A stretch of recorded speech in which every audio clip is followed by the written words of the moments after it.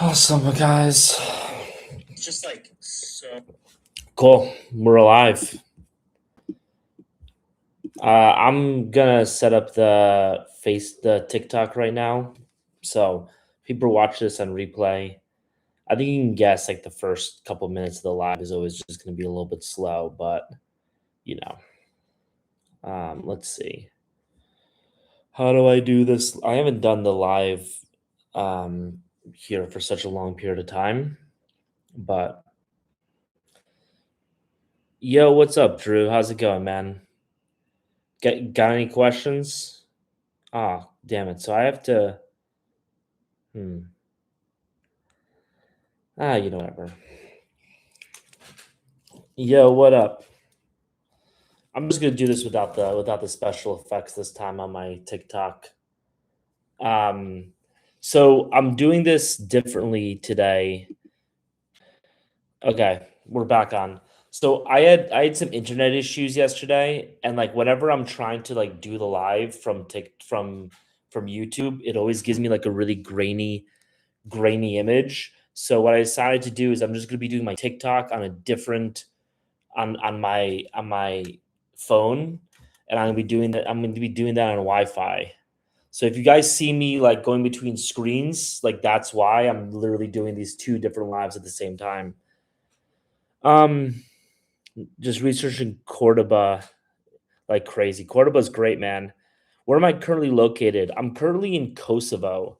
So my Airbnb actually has pretty good internet, all things considered.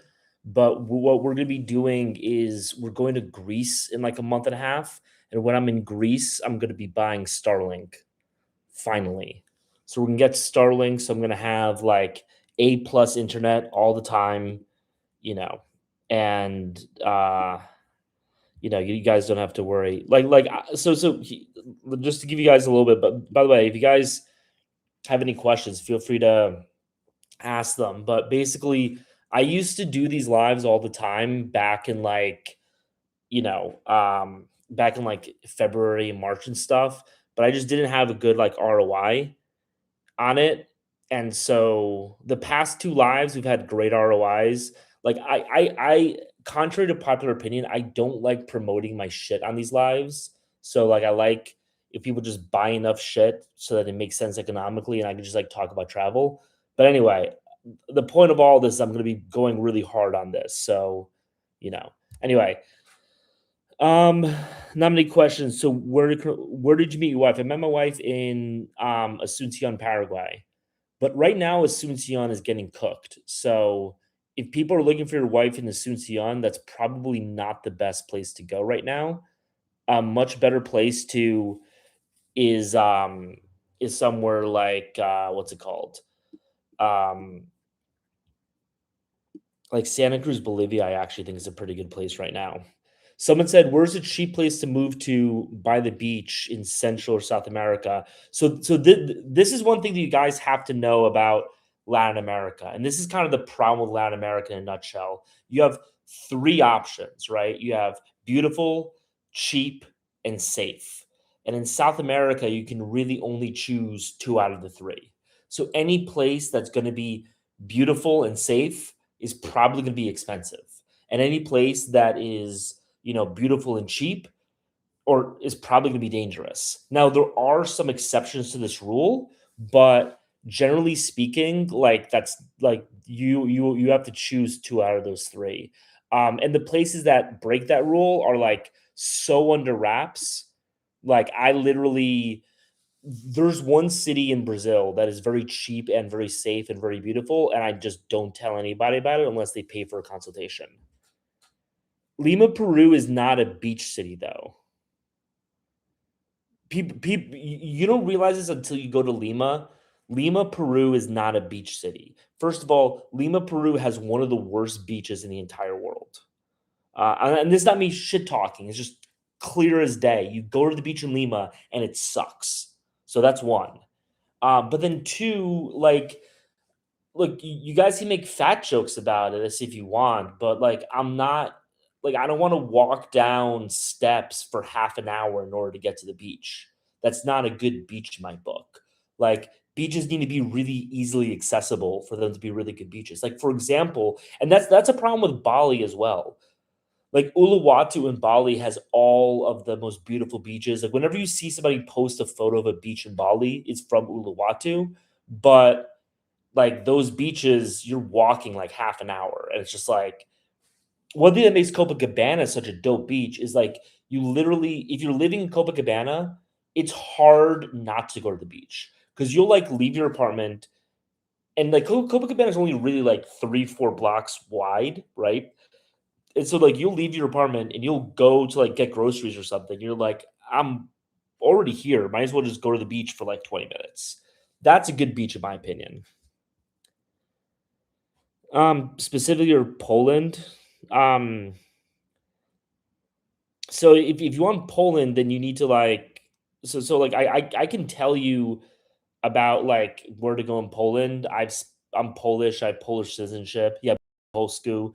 Yeah, mam paszport Polski as well. I have Osowicki, which actually shows that I'm Polish.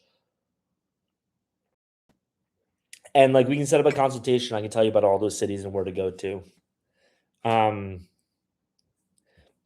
Anyway, um, you've been going saying Medellin is going downhill. Where else would you recommend? I mean this is like I would say like literally like my reason de vivre is telling places other than Medellin. So like there's a huge amount of places other than Medellin. But I honestly like don't like, I don't think that you should really buy Airbnbs in other countries. I don't really like that, to be honest. Like I think, you know, um like I like there's a whole group of guys that want to go to Latin America and open up businesses in Latin America, and it's just like and like buy property and stuff, and I just don't like that type of thing. Do the girls like the beard or tolerate it? My wife loves my beard, so you know. I know that AC unit third world. Yeah, I'm in Kosovo right now. Can I help you with something? Go for it. Bali beaches are trash. Bali beaches are not trash. That is a hot take. Bali beaches are some of the best beaches in the world. That being said, in Uluwatu, you have to walk a long way to go to the beaches, but Bali has some of the most diverse beaches in the world. That's what I think is like one of the real benefits of Bali is that, you know, um, is that it's like you can because like one problem with so many beach cities, right? Like for example, like take Da Nang in Vietnam, right? Da Nang only has one type of beach. And so if you like that type of beach and that's the only type of beach you want to go to, that's great. But if you like diversity in your beaches, you go to Da Nang and it's literally just this one beach. It's this one type of beach, right? So that's one thing I like about Bali. That's one thing I like about Koh Samui in Thailand too. Koh Samui has a lot of really diverse beaches. So like whatever you're into, you can basically get that um in Koh Samui. Have I been to Colombia since the earthquake? Bro, the earthquake was like a week ago. No, I haven't been I'm in Europe right now. Um anyway, uh can I help you with something? Have I ever visited the Middle East? Yeah, I've been to Morocco, I've been to Egypt, and I've been to Abu Dhabi. I like the Middle East, to be honest with you. I just like don't, I'm just not into like a Muslim place. I can legally get Colombian citizenship by birth. Does that change anything? Not really. Like the thing that makes people interested in you is the fact that you're a gringo. Like getting the citizenship doesn't really do anything. Why would you give so much advice about women when you look like you can't find one? The reason why I give so much advice about women is that the reason why I give so much advice about women, even though it looks like I can't find one, is because I did find one. I did get married, and so the fact that I was able to do it with like looking like this means that if you are more attractive and you make more money than me, then you should be able to use whatever systems that I do to get even more, you know, more and better women, right? Um, which is funny because like I legitimately have some console clients who are like absolute chads, right? And like these guys are struggling with dating in Latin America too, because it's not a matter of like being attractive or not. It's just a matter of knowing the differences in cultures and the differences in ways that women in other countries like to, you know, deal with people, right? Yeah, what up? What's my take on Pattaya is like I just don't like to go to a place that's only really there for pay for play. You know what I mean? And I mean like Pattaya is even different than Hako. Like, you know, Hako, I don't know, Hako's just like more endearing and Hako's kind of like more fun about it. Like Pattaya seems just like really sad when you go around there. It seems like so like Hako's type of place where you're like the other types of guys that are going to Hako is just a bunch of guys who like to do substances and pay for it, you know, and just have a fun weekend. Pattaya has the vibe of people who like have never gotten laid before and are just like paying to be able to see tits for the first time. Right. So like that's the big difference between the two. And that's why like you know, I mean, I'm married, so I don't go to Hako, but like why I would go to Hako and why I don't want to go to Pattaya, because Pattaya is literally just it feels very sad. You know what I mean? Um nice. You're gonna re for the first time. Um I'm just picky about everything, little bro. I don't even know what that means, bro. Like literally my entire channel is about giving people advice about where to go. Like, wouldn't you want somebody who's picky, who spends a lot of time thinking about what places are the best and can convey those thoughts to you? Like, is that not what you want when you're looking for advice from somebody? Anyway, okay.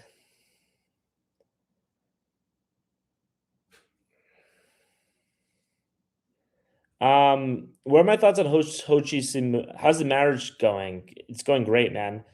Are Argentinian women as beautiful as Brazil? It depends on like what you're into, and you know, this is like one of those things. Like I feel bad, you know, like saying, but it's just like like oh, everyone's beautiful in their own ways, but it's true. It's just like what is actually what do you think is beautiful? And like it's hard for me to say like one country's more beautiful than the other when it's like you know what do you want? Um. Anyways, somebody where's my Spanish level? My Spanish level is pretty good. The problem with my Spanish is that I'm not like I'm not like, actually like, you know, formally training. I'm more of just like, you know, what's it called? I'm just kind of like learning it by talking to my wife every day. So like some of the specific grammar stuff I don't do very well, but like I just kind of talk, I'm literally learning by just talking every day. Um Floripa for a 60-year-old, Floripa is just kind of cooked, to be honest. The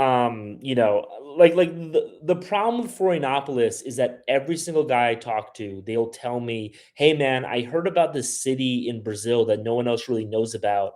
Have you ever heard of Florianopolis?"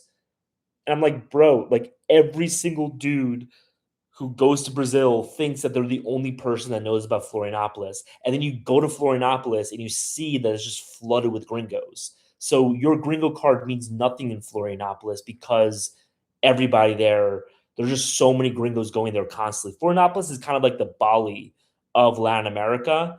Um, and so, you're not really going to have that much success there. Um, Bucket list country you've yet to visit. Honestly, I've kind of been to all the countries that I want to go to, if I can be honest. I can't really think of one that I want to go to that I haven't been to. I think there's some countries that I want to go back to and explore more. These are Mexico. I haven't spent enough time in Mexico, in my opinion. Um, Italy, me and my wife are about to spend like 3, 4 months in Italy. China, I wanna spend more time in China.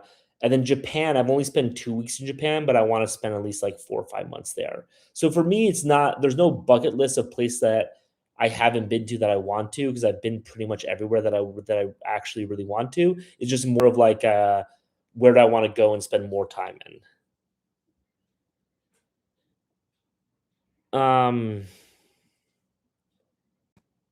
what was your experience in the Philippines? I didn't really like the Philippines, but to be honest, here's the thing, I've given the Philippines take so often that I just don't feel that excited about giving it. So why don't we do this? Like, if somebody wants to know my feelings about the Philippines later, just like ask me later. By the way, people on YouTube, if you guys, if someone wants to give like a super chat, anything like that, I'm much appreciated.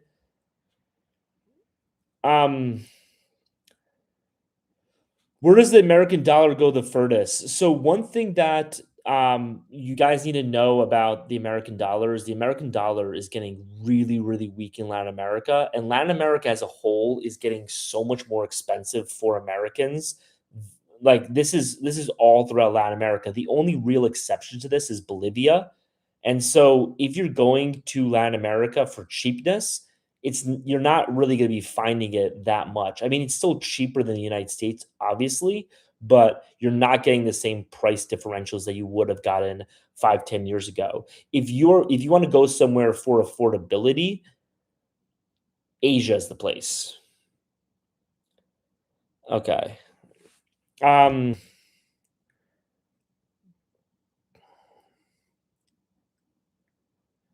does Spanish with U.S. passport have a good chance, or being white opens more opportunities? Um, Yeah, it's not, the like here's the thing. So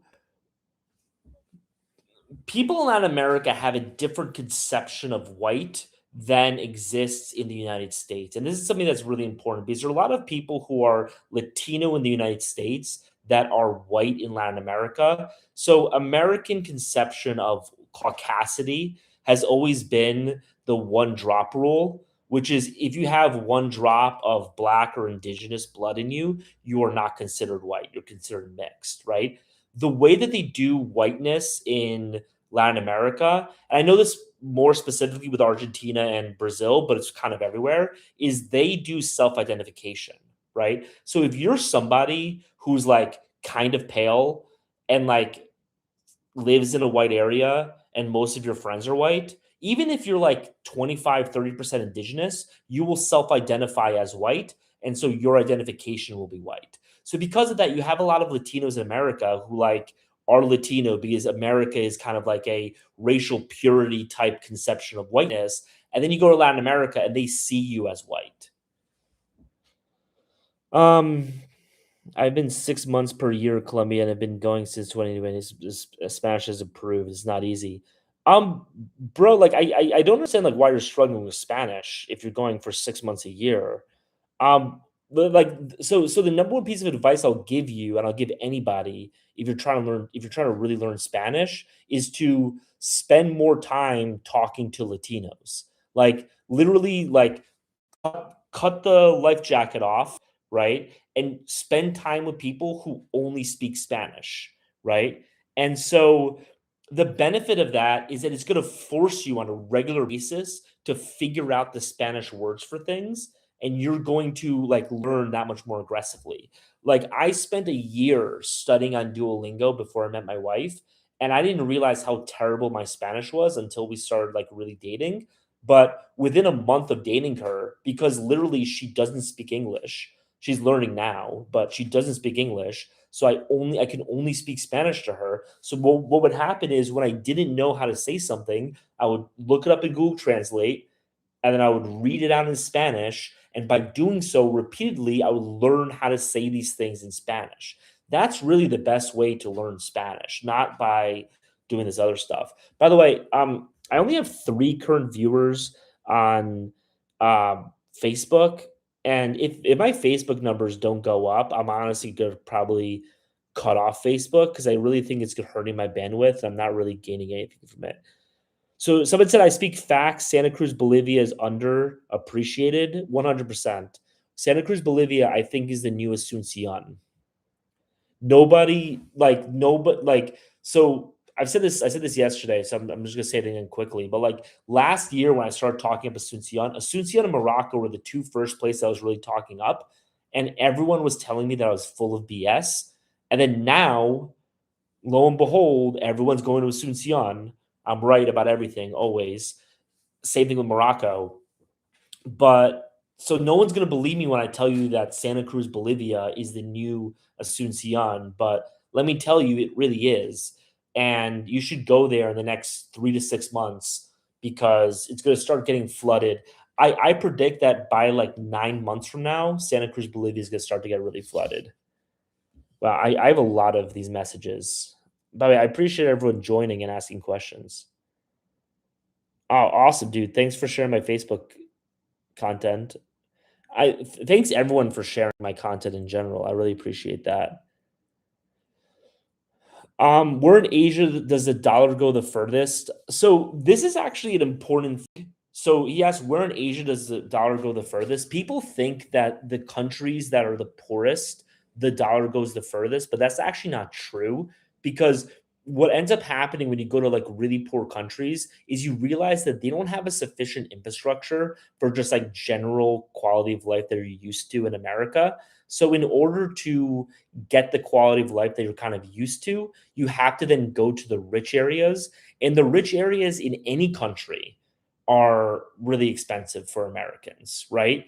Like, you if you go to the Ivory Coast and you try to go to the richest area, that area is going to be expensive for you because the richest people in any country are still very rich, right? So, for example, me and my wife went to Laos, and we ended up having to stay in a really nice area of Laos because I needed internet, I needed all these things in order to work, and then we ended up paying like pretty. I don't want to say America prices, but like it wasn't that cheap. So the countries that you really want to go to are countries with really robust middle classes. And so I think that the most affordable country right now, where you can get where the that is both a combination of cheapest and also your dollar goes the furthest, is Vietnam. But this changes constantly. So it's different. So like, if someone's watching this in 3 months, then like it's probably a different country. But right now, Vietnam and China are probably the two countries where the dollar goes the absolute furthest. Thailand, and here's the big difference between Vietnam and Thailand for me is that Thailand is a country where if you are trying to save money, you can still save money in Thailand and be frugal. But Thailand's also a country where, like, if you're not watching your wallet, you could very easily end up spending way too much money, right? Versus Vietnam is a country where, like, you can walk around and proactively try to spend as much money as you can, and like you won't end up spending that much money. It's just like you just won't. It's hard to spend money in Vietnam. So that's my pick. Um, are you going to the Passport Bros trade show and convention? No, I don't do that type of stuff. Um, That's Austin Summers says with Passport Bros. Like once a little bit of smoke hits the city, it's overrun in like 6 months. Yeah, dude. I mean, like that is true.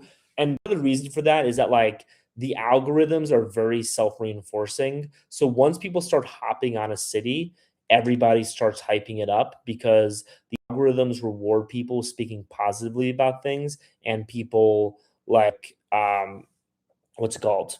Like telling other people about it and sharing it. Okay.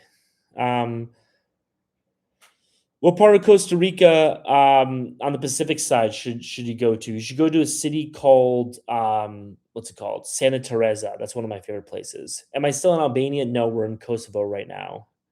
Um, do I have a personal problem with Medellin? No, I don't have a personal problem with Medellin at all. I think Medellin is a really great city. It's just overrun with Americans, and so it's like I don't have a like. Here's the thing: when I talk to Colombians, like they agree with my like when I talk to people from Medellin, they agree with my take about Medellin. Like a lot of them are like, "Bro, just like tell guys to stop going there."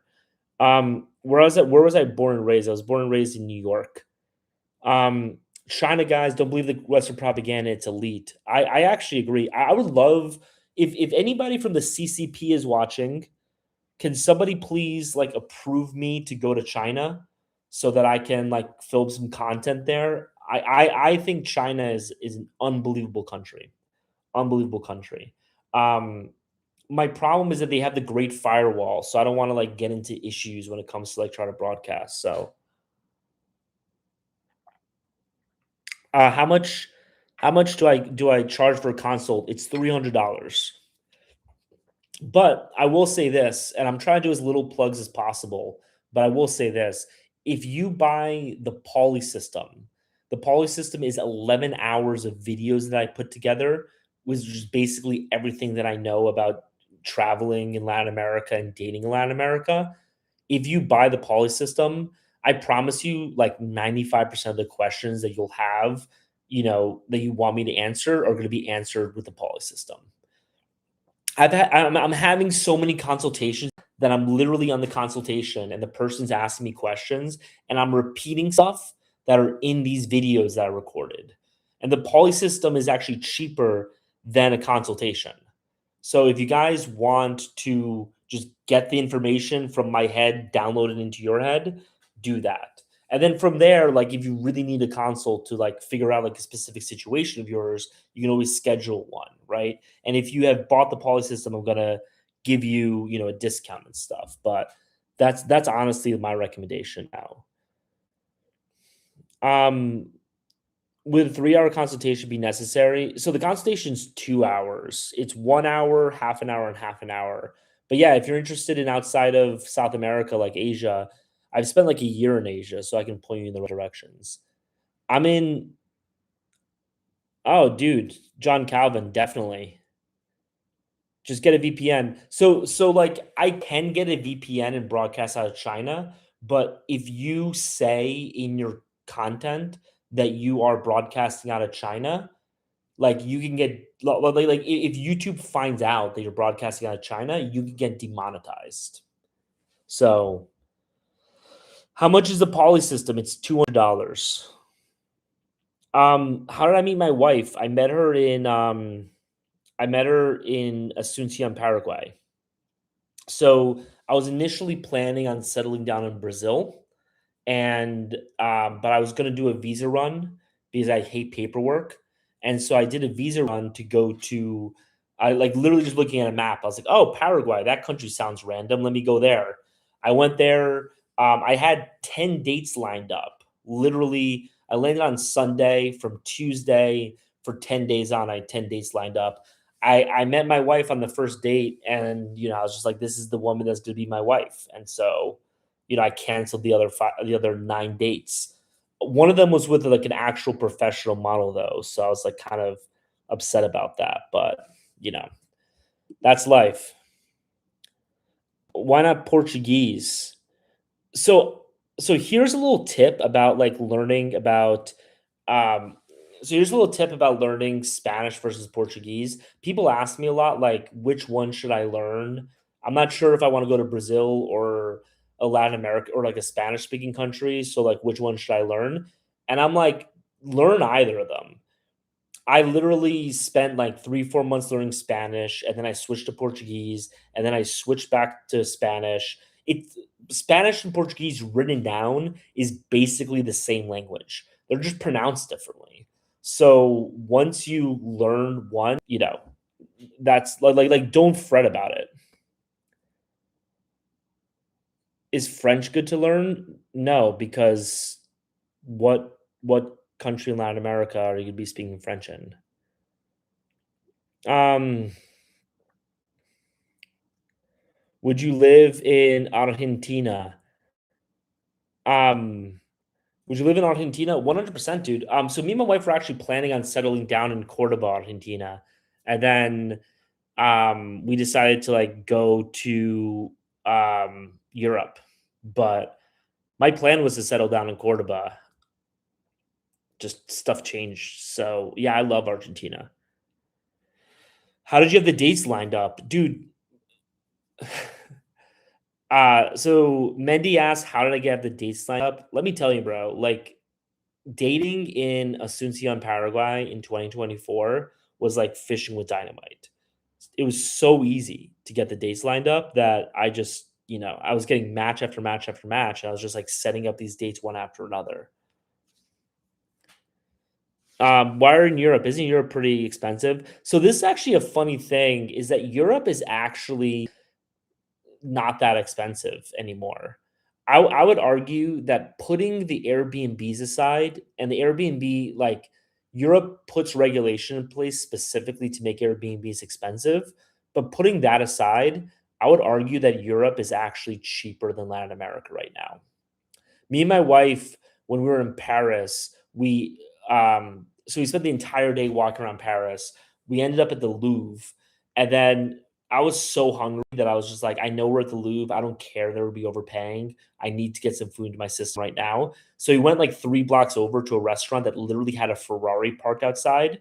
We went into the restaurant. We got a dish for each of us, and then also an appetizer and 2 drinks. The entire meal was $40, right? So France, Spain, Italy, these countries are not actually that expensive anymore. They're actually a lot cheaper than Latin America, in my opinion. In terms of value for dollar, you get way more value for dollar in Europe than you do in Latin America. Um, I'm surprised you haven't gone, dude. I'm not saying I haven't gone to Guadalajara. It's just, it's a very specific rant that you were going on that I didn't really want to indulge in. First time I found your channel, purchased the course last night, and I'm loving it so far. Awesome. I did not pay that guy to give that message. I appreciate that.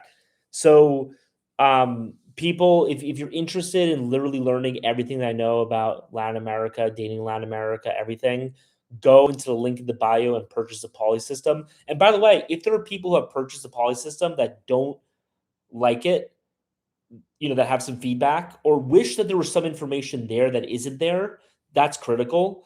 Please just send me an email and I would love to add that information.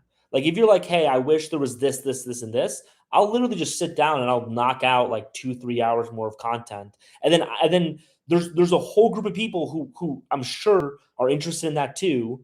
Right. So from my perspective, it's a self-interested thing. Like I would love to provide you guys with more information. So if anyone buys the Paula system and you're just like, hey man, I wish there was this, and this, let me know and I'll just record more content. I don't give a shit. Um, when did you used to live in Madrid though? Um, no, so Eastern Europe is actually getting pretty expensive. I actually think that dollar for dollar, France is cheaper than Poland. I want to go to Spain, Paulie. Have you been there? Yeah, I've spent like a month there. Um, I'm moving to Italy because of my Euro passport. So Germany sucks. You should never go to Germany. That's just a bad idea. I spent a month in Madrid like 2 years ago. I was literally in Madrid in March, and like Madrid is cheaper than a lot of places in Latin America. Um, hey Paulie, I've been living in Bangkok almost 2 years. Honestly, dating has been shit. I'm thinking about going to Latam, maybe Medellin or Sao Paulo. Like the problem is that you're going to places like Bangkok, Medellin, or Sao Paulo. Like that's the problem. Like it's not about the region you're in. It's about the types of places that you go in that region. And you are going to, bad places. You know what I mean? So Ped Nix. So you're again, when I was talking about Europe, I said the Airbnb prices are very expensive. Everything else is cheap. Okay. So like you're talking about Airbnb prices. I'm saying I grant you that. The Airbnb prices are insane in Europe, but everything else is cheap, is what I'm saying. Are you guys starting to fight on this chat? Um What dating apps are using in Paraguay? Tinder. Yeah, dude. This is actually a good question. I have people all the time who are like sending me messages and are like, "Hey, man, Tinder isn't working for me here. What other methods should I use?" And like, sure, I mean, like, cold approaches is a good method, yada yada yada, right? But fundamentally, if you're not getting success on Tinder, then it means that one of two things. Either A, the place you're in sucks, or B, your approach on Tinder sucks, right? So you need to fix one of those two things. Tinder is not the problem. if you're in a good location in Latin America and you have good game, you can meet either a bunch of hookups or your future wife literally wherever you are in Latin America. I mean, assuming it's a good place, right? So it's not Tinder's fault. It's your fault. By the way, one way to solve that issue would be the poly system, but I'm not going to plug anymore. I will plug, but I'm not going to plug that much more anymore. All right.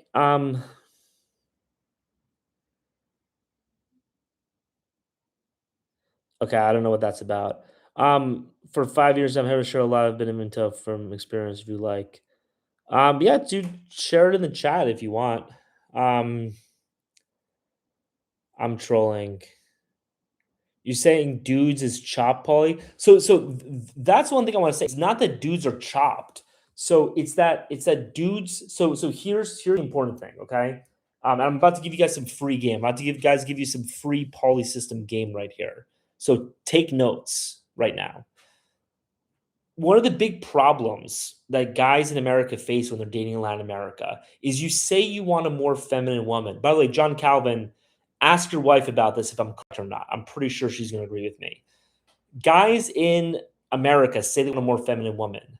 The problem is you've learned how to date women in America that are more masculine than women in Latin America, right? And so because these women are more masculine, you can talk to them about masculine subjects. You can be like, "Hey, like let's talk about now." Girls nowadays are talking about football. You know what I mean? Like I'm 36, right? 35. Like you'd have told me when I was like 10 that girls are talking about football. Like imagine how crazy that would be, right? And so guys nowadays are having the types of so in America, you can talk to a girl like a dude, and girls actually like to be talked to like dudes. You can't talk to girls in Latin America like a dude. If you talk to them like a dude, they'll lose interest in you. Like if you're talking to a girl on Tinder that you match with, and you're like, "What are your favorite movies? Like, what with this, that?" They'll lose interest in you in a second because girls in Latin America when they talk to each other, they're not talking about their favorite movies, and if they are, it's always just like it's always a placement for something else, right? Which I would argue is how men talk about movies, but that's a whole different conversation, right? So you need to talk to them about different shit. And so what women in Latin America specifically, but women in general love, they love to feel emotions, right? That is the crux of women. They like to feel emotions. So if you really want to get girls in Latin America interested in you, you need to, in your conversation, right, make them feel emotions as aggressively and as quickly as possible. Don't ask them about like, what's your favorite restaurant? Do you like wine? You know what I mean? Like, where are you from? These are questions that they find incredibly boring, right? But if you ask them questions about like their past relationships, about the relationship with their family, about these types of things, then they will start like really getting interested and excited, right? Like what you want is you want to have a conversation where like you're opening up the phone and there's a huge fucking wall of text and you're like, I'm not reading all of that, right? And then you just pick out 2 or 3 words and then you ask them a question about that. And then you get another wall of text from them. That's what you want from women, right? And that's what women want from you, right? One of the big differences between guys and girls, and again, take notes on this, this is incredibly important, right? Is that if you think about emotions on a scale of -10 to 10, right? -10 being the worst, 10 being the best, right? A man will obviously prefer a 3 over a -6, right? A man will prefer being in a just okay emotional state to being in a distraught emotional state, obviously, right? You have to understand that for girls, that's not the case. Women prefer to be incredibly upset to just being normal. They view emotions in terms of absolute values, right? So if you can get her on an emotional roller coaster where she's going up and down constantly, right? She's going to be incredibly into you. And this is why you hear girls say shit like, I love him because he makes me feel things. That's what they care about most of all, right? So that's what I'm talking about in terms of the game, right? You need to learn how to ask these types of questions. And this is what I talk a lot about the poly system. So guys will complain a lot that Latinas flake. And they're like, Latinas are flaky. Latinas are not flaky. They just don't want to fucking talk to you about Star Wars. You know what I mean? Does that make sense? Anyway, um, are you guys threatening each other?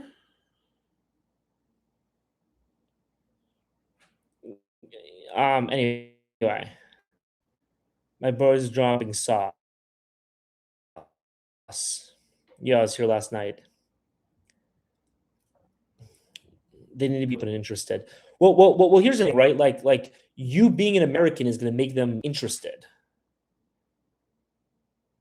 You know what I mean? Um. Anyway, I don't know what's happening. Um.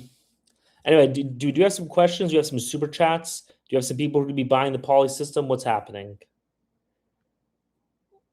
Latinos want to talk about their emotions.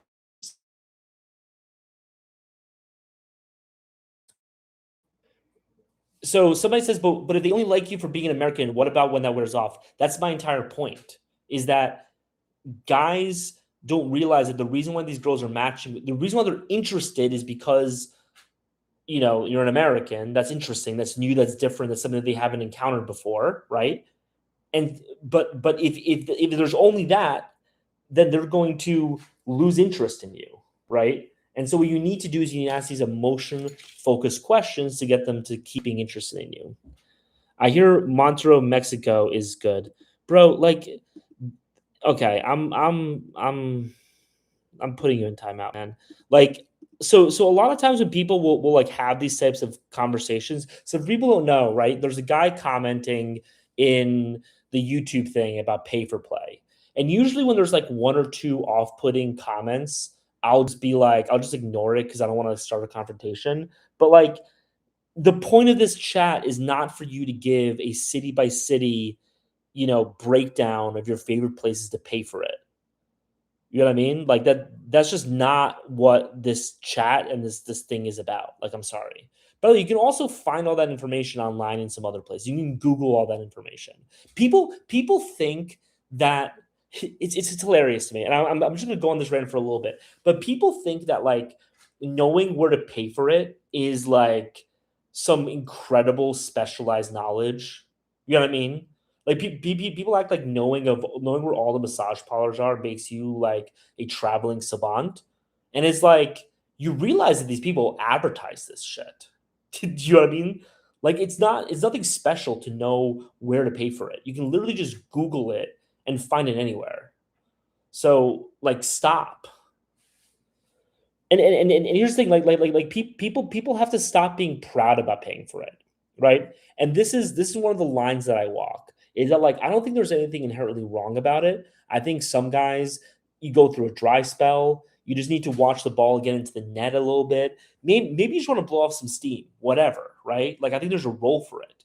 But if you're only doing pay for play, that's a dark place to be in, right? So you need to go find somebody that actually loves you. Anyway, sorry. Um, age difference between me and my wife, 7 years. Um, have you found that Latinos are rapidly becoming more westernized and more expensive in day-to-day life? Yeah, Latinos are definitely becoming more westernized. Um, I'm getting to a point now where like I think that Colombia should just be a stay away place because I'm hearing so many negative reviews from so many people that are like the chuds that have been coming to Colombia and just inflating girls' conceptions of themselves is just like out of control.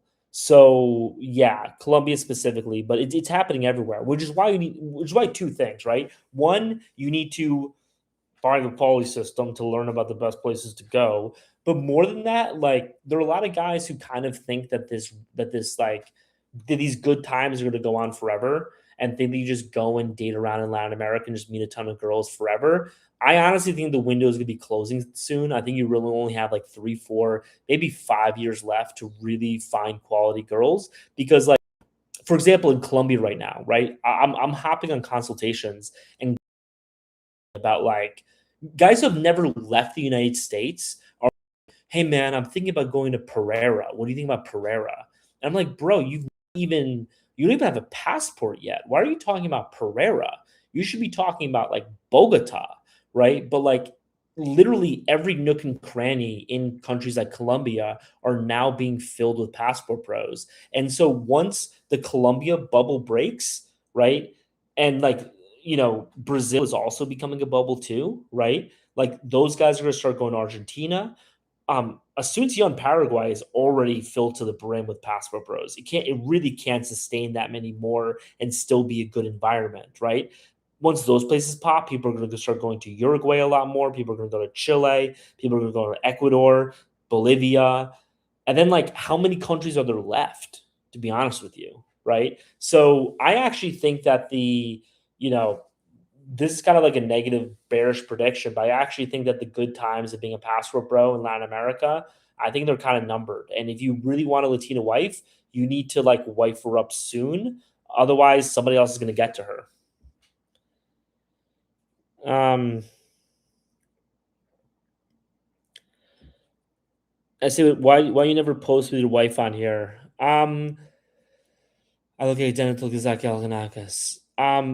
So here's the thing, right? Like, I think Nairobi, I think Africa might be a good place to go. But yeah, so what was he saying? Does the Venezuelan love me? No. Sorry. Why you never posted your wife? It's very simple. So there's this guy on Twitter named Murray Hill guy who just posted with his girlfriend, and his girlfriend isn't like a supermodel, but she's like very attractive. And like literally there have been like millions of comments about how like, he's dating this ugly chick. There are a lot of people who hate me on here who literally, if I was dating Ana de Armas, would say, "Oh, he's only dating Ana de Armas. He's not dating Inda Navarrete. What a loser!" Right? So, like, I'm not gonna play these people's game. I'm sure one day a picture of my wife is going to leak out, and like when it does, it does. But so this is the real thing that kind of blackpilled me out of it. And I don't want to answer this question every live, but I guess I'll just answer it here again. Like I posted a video that was like "Happy Birthday to my wife," right? And it was literally just like the back of her head, and I literally had people commenting that my wife is a torta, and literally you could only see the back of her hair, right? So you couldn't see anything about her, and like I mean, John Calvin can testify in like he's met my wife. Like, sure, there are negative things you can say about my wife, negative things you can say about every girl, but my wife is not fat. My wife is 43 kilograms. She just weighed herself 2 days ago, right? But people said that because people were just looking for any excuse to attack me, right? So like I'm not gonna engage in that cynical game. And that's just how it is. Um. Anyway, prices. Okay, you guys are having a lot of one-on-one conversation. That I bait the wife. Do you believe in personality over looks? Um. Do you believe in personality over looks? I mean, like, yeah, I guess so. I mean, like, look, I think you should find a girl that's really attractive. Like, so I would reframe that, right? I don't believe in like personality over looks. I think that too many guys like you know I think too many guys are looking for a girl to impress other guys, right? People are looking for a girl that like posts those really hot pictures on Instagram that like if you send those pictures to your friends are all gonna be like, "Oh." And I actually talk to a lot of guys who are in this type of situation, and they'll agree with me on this, and they all do, which is that like even when you date that supermodel, right? In order to get the approval of your friends, after a while, like you could date the hottest woman in the world, and like after 6 months, your friends are not gonna be impressed with her anymore because she's no longer Sydney Sweeney. She's now Sydney, the girl that keeps on texting you to go back home, when we're drinking, right? So if what you're chasing is the approval of your peers, then you're never gonna really get that. What you need to do is find a woman that you actually love and that like actually makes you happy and that you really want to spend the rest of your life with. And part of that is aesthetics, but also part of that is personality and making sure that you two are the right people for each other. Dating a girl from a random village versus upper social class background in Latin America. This is a false dichotomy, and it's put to me all the time. It's that like you don't want to first of all, you don't want to really date either, right? A pueblita from like a random village is not going to really be a good relationship for you. And then at the same time, like one of the big problems is that here, I'm gonna just stop my live video on Facebook. I'm just not getting anything from this. And I'm going to, I'm just gonna focus on it later. Anyway, so what was I saying? It's a false dichotomy, right? Like you don't want to date either of those women. The woman you want to date is just like a middle class woman from the city, from whatever city you're in. Because upper like rich women in Latin America are indistinguishable from like the liberal women in the United States. They're really the same type of person. At the same time, like a pueblita kind of comes with its own problems. So my resolution got way better. Okay, awesome. Yeah, so I'm not doing Facebook anymore. It's just not. It's just it. I literally had 3 viewers there. So, um, how do you feel about age difference? The lady's 29 and the man is 61. I mean, like, here's the thing, man. Like, I don't know. It does it work for you? If it does, then like, who cares, right? Who cares what I think? Yeah, we're going to Greece in like 2 months, and I'm gonna get Starlink there. I'm in Kosovo, so I can't get Starlink here. Um, as a Muslim sick of the West and westernized Muslims, which country should I go to find 4 wives? You should go to a Muslim country, bro. I I I don't want to go on a rant about this, but I never understand Muslims constantly talk about like what country should I go to as a Muslim, and it's like why not just go to a Muslim country? You know what I mean? Um, I met a Brazil woman, but she moved on quickly when I left Brazil. Wife material. Yeah, I mean, this is something I talk to guys a lot. Is that like you like if you're dating a Latina, you need to be with her. Like, because one of two things happens, right? If you're not with her constantly, she's either going to move on and date somebody else, or she's going to go batshit crazy, right? There is no Latina that is good with a long distance relationship. That just doesn't exist out in the wild, right? They're either going to go batshit crazy or they're going to cheat on you, right? So that's really the truth of the matter. Morocco's great. I mean, I've been to a ton of Muslim countries. I'm in a Muslim country right now. I'm in Kosovo. I'm just saying, like, I don't understand why Muslims constantly talk about like, oh, I need to go to a country that's like 99% Catholic. It's like if Islam is such a great religion, why don't you just go to a Muslim country? Is my question. But anyway, where do you go to meet women? A lot of different places, man. That's kind of like the whole conceit of my content. But yeah, Morocco's great. Kuala Lumpur is great. You know, dude, I'm not doing co-hosting. I work remotely, but only make 62K. Would I be able to live in Latam? Yeah, you should be making at least 4K a month, um, in order to be able to live in Latin America. Like, I don't know what Aloha snack bars means, bro. Stop inviting me to co-host. I People inviting me to co-host is one of the most annoying things in the world because it's like just get people to watch your content. So annoying. Will you give away your secret spot if we buy your course? Sure, dude. Th- That's that's a that's a promise. People who buy the course, um I'll give you the secret spot. Um Oh, okay, yeah. I think they're worse. How brutal is Bangkok with all the Australians? I don't really think it's Australians necessarily. It's just Bangkok is just so like flooded with people. So the people who I actually find the most annoying in Bangkok aren't even the Australians. It's like the English guys. And specifically, it's the I'll say the British guys. It's the British guys who like went, who like flew from London or Edinburgh or even like Dublin, right, into Bangkok and have been living just in Bangkok for 6 months, maybe visited Vietnam for 2 days, and are acting as if they're like world travelers. You know what I mean? And it's like, bro, you've been living in like you know, the thing you have to realize about places like Bangkok or like a lot of Thailand, Costa Rica, these other places, like they are amusement parks. They are not countries. You're not really traveling when you go to those places. Now, that doesn't mean it's not worth going to. It's fine, but it's just like Bangkok is not really like a different place. You know what I mean?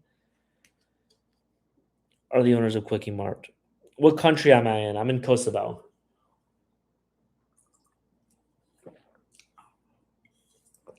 Um,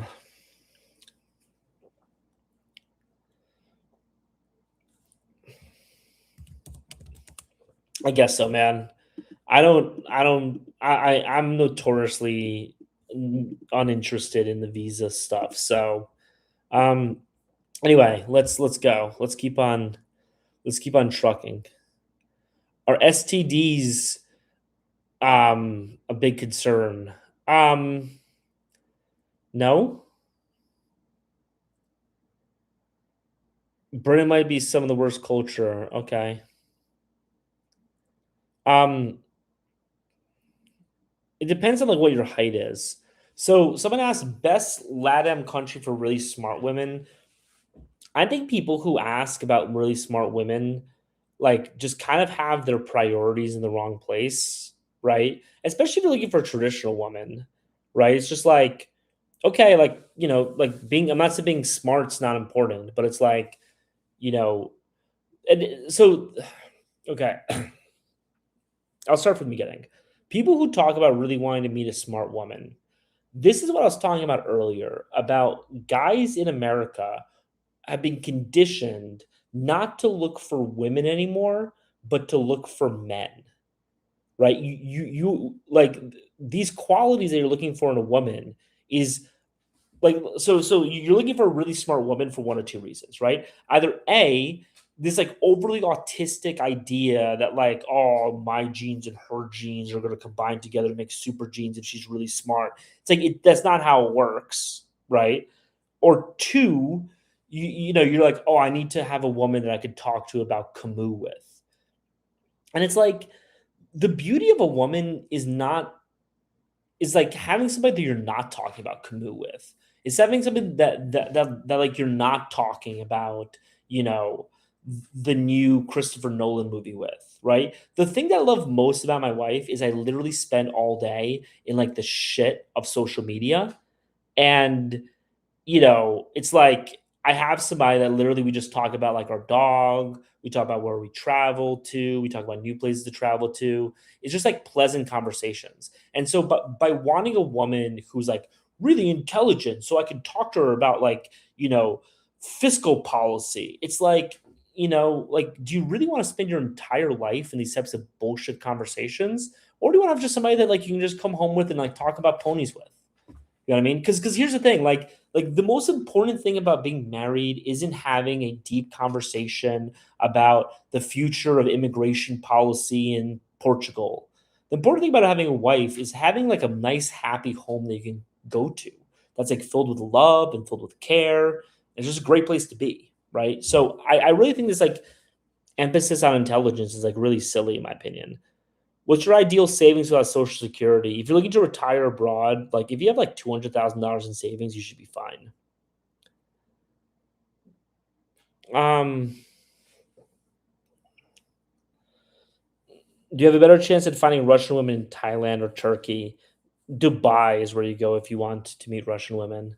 Um, I'm trying to. I'm glad to hear that. How is your salsa game?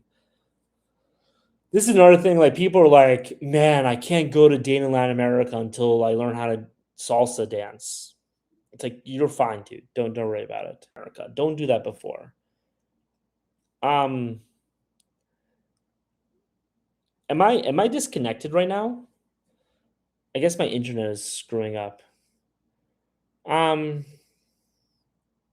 what's wrong with the girl who likes movies? I feel like that was a crazy analogy. I get it though. There's nothing wrong with a woman who likes movies. It's just like being like I need a girl who I can talk about film with. It's just like you're not looking for a wife. You're looking for a bro. You know what I mean? And like what's like why can't your wife be your wife and your bros be your bros? You know what I mean?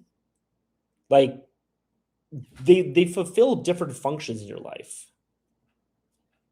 So, oh, okay. I haven't clicked this enough. Do you think these cities will get the Sun Xian treatment? I think all of these cities will get the Sun Xian treatment. I think that the end game of Passport Bros, honestly, is for us to fix our own country, right? So, like, I think that like what Passport Bros should aim to do is to get married abroad, eventually move back home, and like fix the culture on our own countries. And then also, like, I think that the fact that so many men are leaving is going to like really change the culture in America. Um, that's my feeling about that. Is Rio worth visiting? Yeah. How do Latinas view overweight guys? I mean, I'm fat and I'm married, dude. Anywhere I can date a super rich woman, I like money. I mean, like my feeling for that man is that like you need to get over that. You know what I mean? Like you need to, not care about money that much. Money is the root of all evil and it's the road to unhappiness. So, um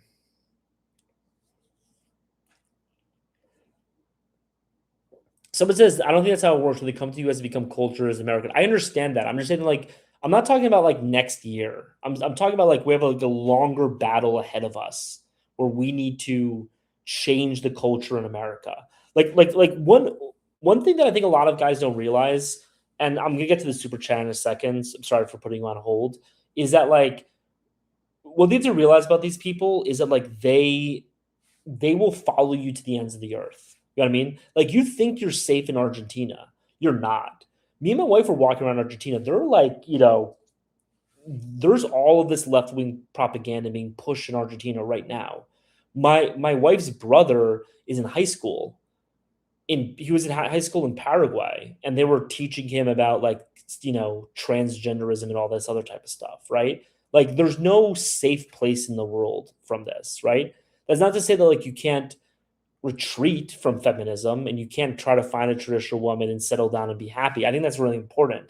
But like we can't completely get rid of our obligation to eventually change the culture because if you don't, they're going to find you and they're going to attack you where you are. We like like that has to be the end game. Anyway, you're a good study of relationships and cultures. Very few people talk about, but they're important subjects. Also, there's a portable Starlink Mini with Roam package. Just saying, yeah. So I'm planning on buying Starlink. I'm just in Kosovo right now, so like I can't.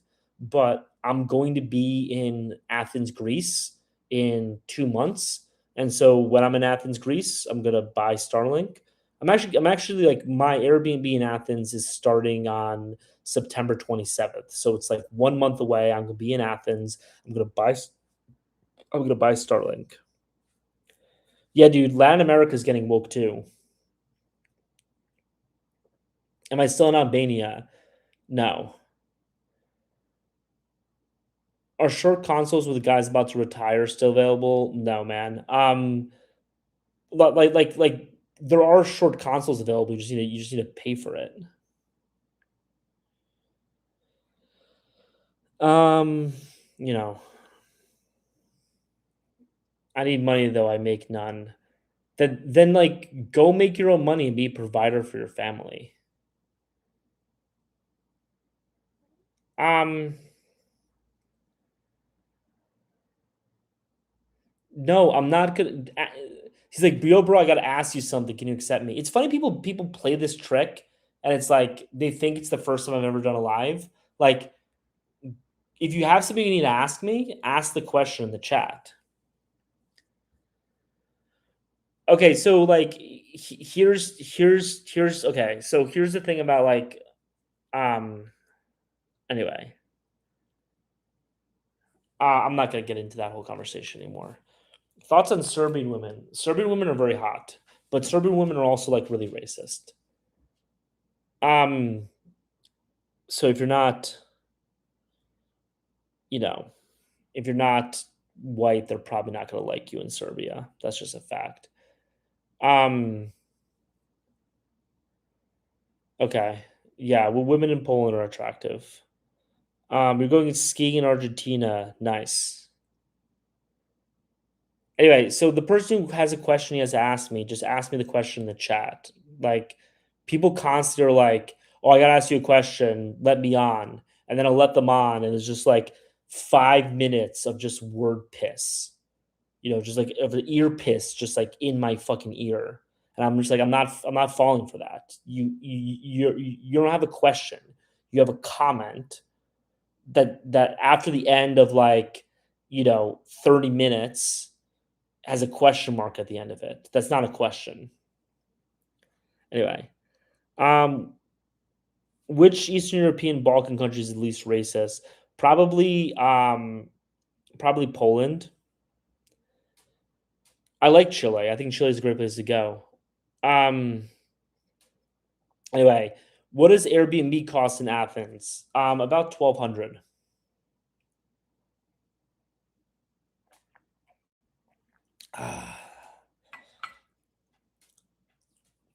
Should I get the Paulie system or go straight to the consultation? Honestly, like I really think that you should get the Paulie system first, because I think that, it's just I've had so many consultations where I'm literally just repeating information from the Paulie system. That's why I made the Paulie system. So, I think it's usually the better place to go. Yo, what's up, Spider Jerusalem? Anyway, how many countries have I been to? I did this rant yesterday. I don't want to do the rant again, but like, there's so many people who I like to call Pokemon travelers, and basically, these are people who will tell you they're like, I've been to 130 countries, and then you actually like start to ask them questions about these countries, and it's clear that they don't know anything about any of these countries. And so you're like, okay, well then, like, how long did you actually spend in Brazil? And they're like, "Oh, I was there for like 4 days." And it's like, "Well, you've been there 4 days. Like, how much you really haven't been in Brazil if you've only been there for 4 days." So for me, like, I don't I don't really care how many countries people have been to. Like, what I care is, like, how many countries have you been to, how many countries have you spent more than a month in? That's like the question that I think is actually important, right? How many countries have you spent 3 months in, right? Because I think spending 3 months in a country is much more valuable than spending, you know, 3 days in 20 countries.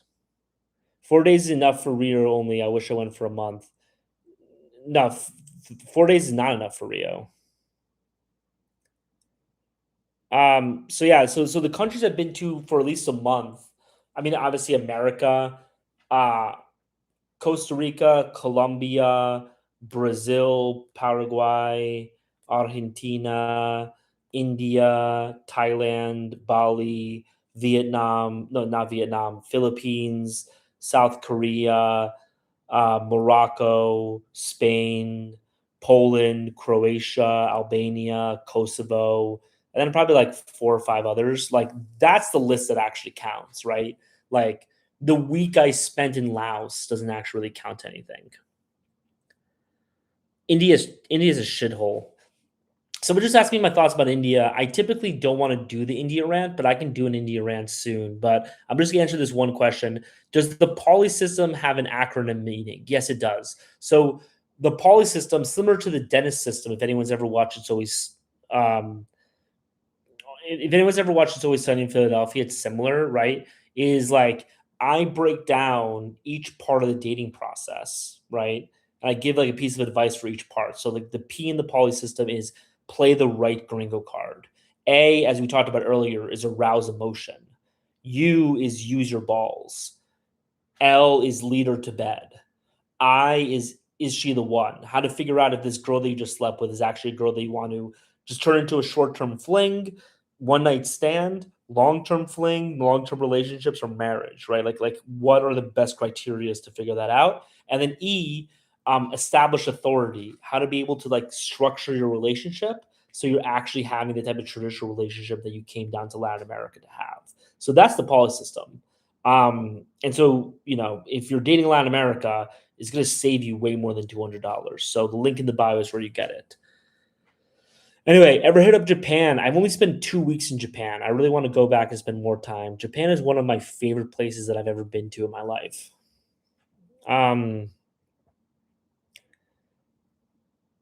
Thanks, man. India sucks. Um,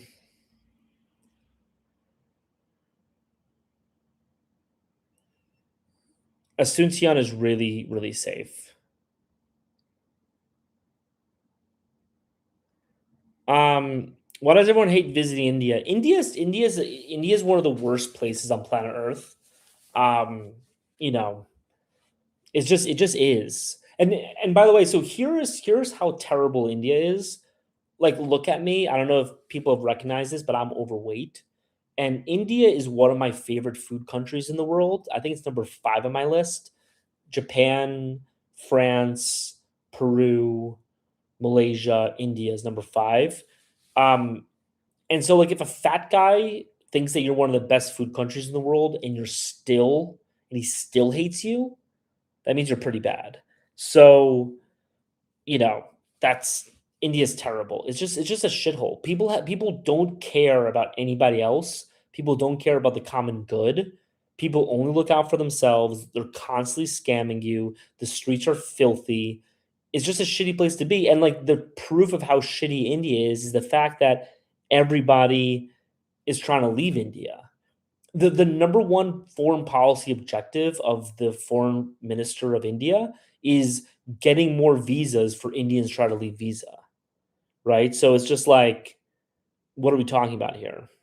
And then they try to gaslight you. They try to gaslight you into telling you that this is not the case, but it is. Anyway, so that's why I hate India. Um, will your services be fine as a guy in the early 20s? Yeah, dude. I mean, wherever you are in your journey, like the Paulie system is going to help you find your Latina wife. I actually think it's much better for younger people just because like the dynamics of being like an older person is a little bit different. But again, like if you're interested, I don't want to sell the course too much. Like, I want to just, kind of let people buy it. So it really is like that's like all the government does is try to get more visas for people. The like I'm not even like um anyway, just don't lead with your wallet no matter where you are. That's really important. I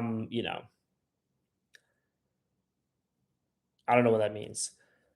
I got PTSD with course sellers. Okay, man, then like don't buy the course. But you know, here's the thing. Like I always had an apprehension towards course sellers too, which is why like I've been doing this content for a year and I just launched this course like a few weeks ago. But again, like the reason why I launched the course is because I'm on these consultations where people are paying me hundreds of dollars to talk to me, and I'm just repeating the same information over and over again.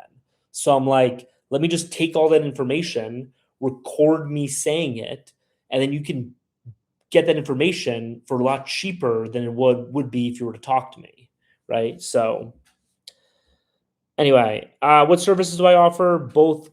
So just click the link in my bio. There's a course, there's a one-on-one, meeting, and then there's like a mentorship program as well. Anyway, Venezuela, do you watch the news? Do not go to Venezuela. People are constantly asking me like, should I go to Venezuela? Like, you will know that like you can go to Venezuela once you see me in Venezuela.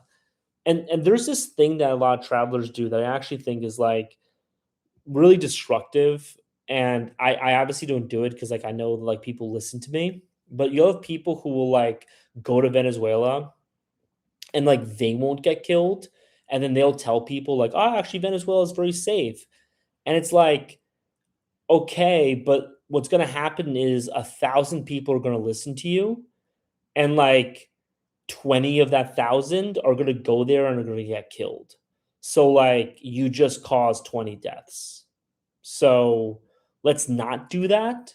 And let's, when we're giving advice to people, let's be responsible and give people advice to go to places that are safe. And if they're actually people who are like fluent in Spanish, have multiple passports, then like sure, go to Venezuela. But I have people who have literally never been outside the United States. They're like, "Hey man, should I go to Venezuela?" And I'm like, "Bro, you."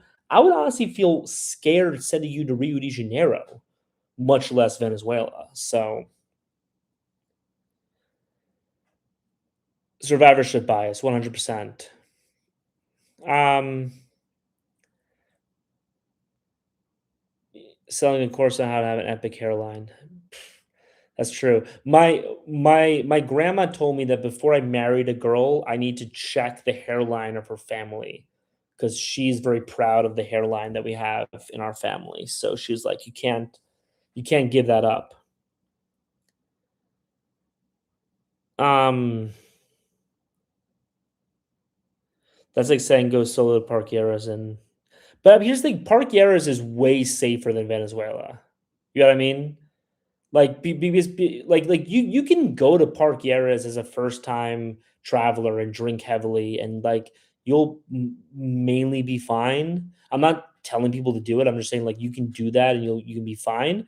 But like you know, Venezuela, you can easily die. Rio, BA, or Flora for hookups. S- Someone just asked me Rio de Janeiro, Buenos Aires, or Florianopolis for hookups, and those are like the three worst places to go for hookups. So, like, I would say don't go to any of those places. Okay, so someone said there's a reason why Venezuelan women regularly do well in Miss Universe beauty pageants. Yeah, but here's the thing: you can meet Venezuelan women literally anywhere in the world. There's a ton of there's a ton of Venezuelan women in Lima, Peru. There's a ton of Venezuelan women in Asuncion, Paraguay. There's a ton of Venezuelan women in Bogota, in Cordoba, in Santa Cruz, in Madrid. They're all over in the United States. You don't have to meet a Venezuelan woman in Venezuela. In fact, I would argue there's probably much more Venezuelan women outside of Venezuela right now than there are in Venezuela. Um, Today's the last day in Cartagena. Nice, dude. I love Lima, Peru. I think so. Lima, Peru is like a really nice place to go meet women. What I always tell people is if you can't get laid in Lima, Peru, you need to just like join the priesthood and just do a vow of celibacy because it's probably not going to happen for you. Um, that being said, the issue that a lot of people have is a lot of people aren't really into Peruvian girls. So, that's kind of like the downside of that.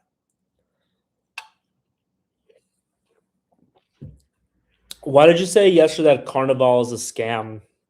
I don't think that Carnival. So look. I was speaking very curtly. I don't think that Carnival is a scam. I think that Carnival is not worth going to at all. Um, because the problem with Carnival is that it's such an event that so many people from Rio de Janeiro just leave. Okay, so think about it this way, right? I was actually showing this to somebody, and it was like I forgot the exact numbers, but like we were looking at an Airbnb for a week, right? And I compared it to him for him. An Airbnb for a week in Copacabana for Carnival is like $5,000 or like $3,000. Here, I'll look up the exact number right now because I don't want to like you know because this is being recorded, so I don't want to like give false information and then people are gonna like jump down my throat. So I think Carnival is you know when is Carnival? I think it's um February 7th, right? 5th through 10th. Okay. So a 1 week a 1 week Airbnb in Copacabana, literally just for a week, is like $1,200, $1,500 for Carnival. I think I was looking for a month. That's why, right? If you go March 21st to 22nd, it's 300, right? So first of all, you're paying 5x on Airbnb in Carnival. That's just off the bat, right? But also because of that, because they know that they can get so much more value, right? Everybody just leaves Rio de Janeiro, puts up their apartment on Airbnb, and then F's off to somewhere else to actually have Carnival, right? And so the entire city is just filled with gringos or like Brazilians who want to be like celebrities to gringos and they're like, oh, like I'm gonna be fawned over as like the friend of the gringos, and they're gonna buy me free shit because they want to be cool in front of the Brazilian. And so it's just like a fake experience. You're not really experiencing Rio, you're not really experiencing, you know, Brazil in any meaningful way, and you're paying through the nose for it. So I think it's just worth going to Rio de Janeiro at literally any other time, you know. Um, it's like Mardi Gras in New Orleans, 100%. Um, I don't know what they're talking about. The only people in Rio in Carnival are American men, 100%. And I mean, here's the thing: like, if you go to other cities in Brazil, you're gonna have a good time, but just not Rio. Um, I used to do my Substack. I just don't do it anymore. Um, how do I know when I never go to these countries? I don't know if you guys know this. I've actually never left the United States. Please don't tell anybody that. The most top heavy girls, I actually was planning on responding to your question. The most top heavy girls are in Asuncion, Paraguay. No question. No question. Yeah, Aruba's right next to Venezuela, so there's a lot of Venezuelans there. All right, so so what we're doing right now, people who are watching me on TikTok. So the way that I'm structuring these is people who are watching me on TikTok, I'm going to it at 7:30 Eastern time, so in 5 minutes, I'm going to be stopping the TikTok live, and I'm going to be continuing just on YouTube for half an hour. So we're going to be doing a just YouTube live for half an hour.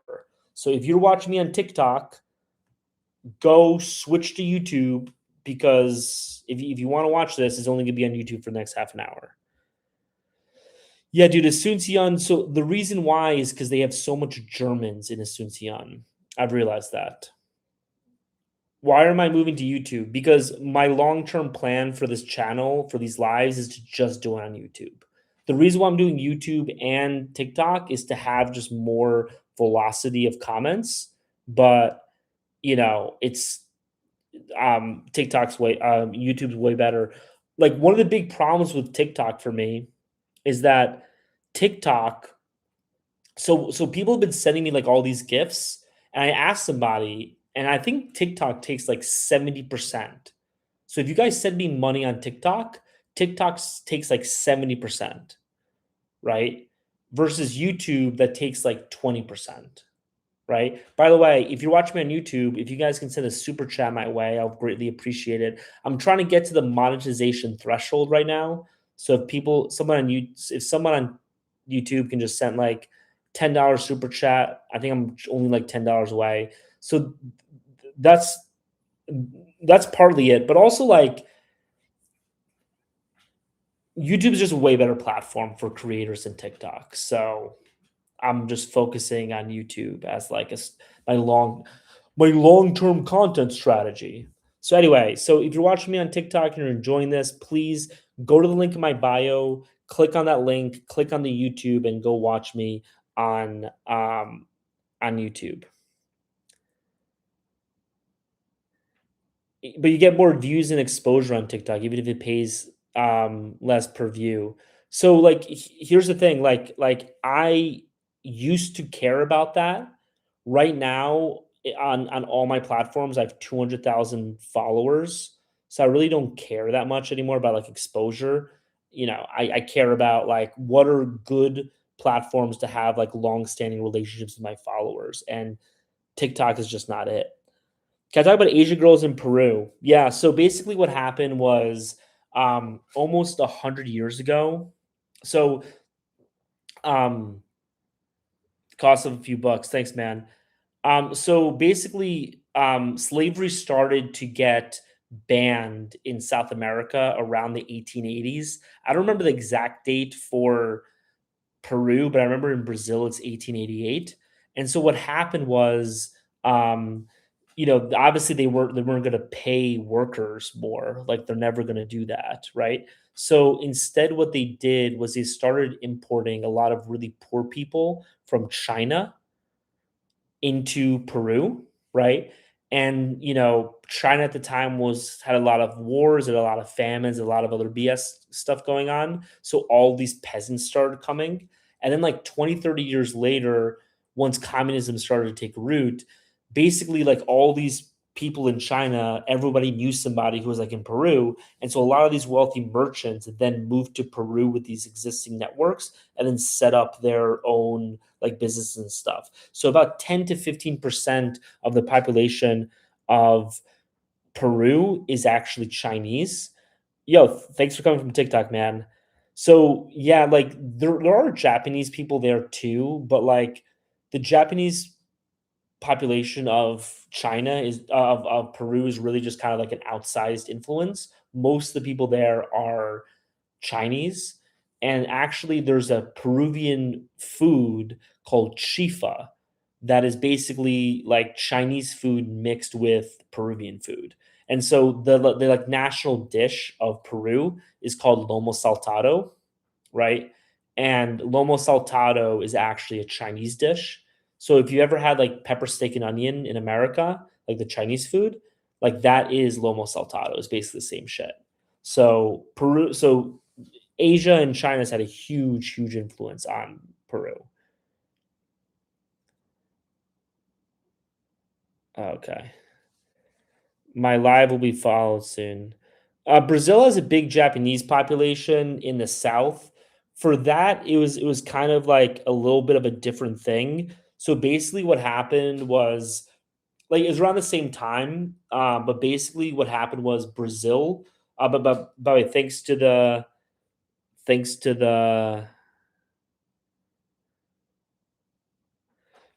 for the super chat. I appreciate it. So the reason why you have Japanese people in Brazil is basically it was similar but different. Basically, after they outlawed slavery in Brazil, they wanted to bring in a lot of white people into Brazil so that the white population wasn't outnumbered, right?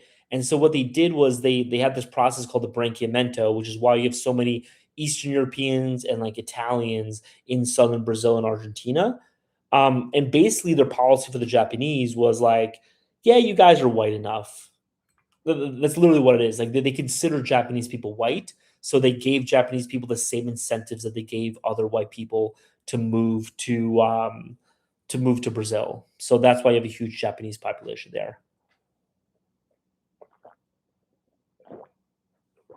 Um, and so that's the last thing that I'm going to say to the TikTok audience. Um, Germans in the South like Curitiba, yeah. So people who are watching on TikTok, as I said, I am switching over to YouTube. So if you're watching me on TikTok, please switch over to YouTube and watch me there. Thanks everyone for joining. Watch on YouTube. That's where all this is going to be. So I'm just going to end this live right now and then I'm going to give you guys my undivided attention. Yeah, so people gave me a huge amount of rewards. I think I made like two cents on it. Anyway, um, thanks a lot, Theo. I remember a consult. It was a great consultation. I think you still have like a free meeting or so from me. So whenever you want, take me up on that. Um, anyway, that's a weird conversation. Awesome. So, anyway, questions For the Pocahontas look, long black hair, chocolate skin. I mean, that's basically Colombians, and it's basically Venezuelans as well. Um, I honestly like. Have you guys ever seen the movie Road to El Dorado? I think that that movie kind of psyoped me into loving Latinas. We need this shell from El Dorado, dude. 100%. I like that you know her name. Like, I wasn't gonna call you out on that, but I love that I love that you know the name for that. So, um, yeah, yeah, you get that Pocahontas look in Thailand and Southeast Asia as well. How did you fund your travels when you got started? So I was working remotely. So basically the story of how I got started is that I was working software in San Francisco and I hated that.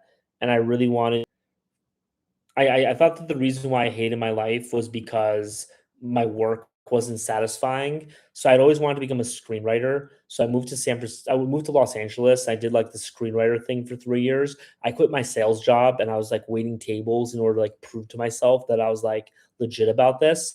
And then what happened was like after 3 years of doing it, I was like, okay, you know, 32 now. I can't be pursuing this stupid dream anymore. So I quit. I started my own agency. I was making a lot of money and I was like living in Los Angeles. And I hadn't really like built a social network there because I was spending all my time like wanting to become a screenwriter. So I was like, well, I'm living in, Los Angeles, working remote. I can just as easily live in Brazil or Colombia or Thailand or whatever. So, I had my own online agency and I decided to leave and just start, working remotely. Um, I like come on now, Shell's OG Latina. Yeah, dude. I also like. Do you guys remember that? Do you guys remember that? Do you guys remember that game? Where in the world is Carmen San Diego? I think that that also incepted me a little bit with travel, and a couple of other things. Do you guys remember Cowboy Bebop? I feel like I'm really dating myself right now, but there was a show on Adult Swim when I was a kid called Cowboy Bebop that was like these like and also like Trigun. That was about these like people like traveling around and like solving crimes and shit. And that just always incepted the idea of me into like becoming like a traveler and a nomad. I really think that a lot of that media, it's either like I like the media because I always wanted to become a traveler or that kind of pushed me into it. Um, Not all guys have the connections and work as you had if they started. What about them? Um, Here's the thing, man. Like you don't need connections. Like pe- people always hate when I make videos about this, and like it sucks because like this is the honest truth that most people need to hear is that like if you are not if you don't have a way to make money online right now remotely, the problem isn't you not having connections or you not knowing it the stuff. The problem is you just not believing in yourself and you not working hard enough. Like you need to fucking do it. Like I literally talked to 18-year-olds. I had a meeting with an 18-year-old the other day who like literally has a social media agency where he's bringing in like $15,000 a month, and he had no help, nothing. He just literally when he was 15, he started emailing people, asking them if he can work for them for free. He got clients that he worked for free when he was still living with his parents. And then he built on that, built on that, built on that. And now he has a huge agency who's making a ton of money. Right. So if an 18-year-old can do that, there's no reason why you can't. But anyway, um,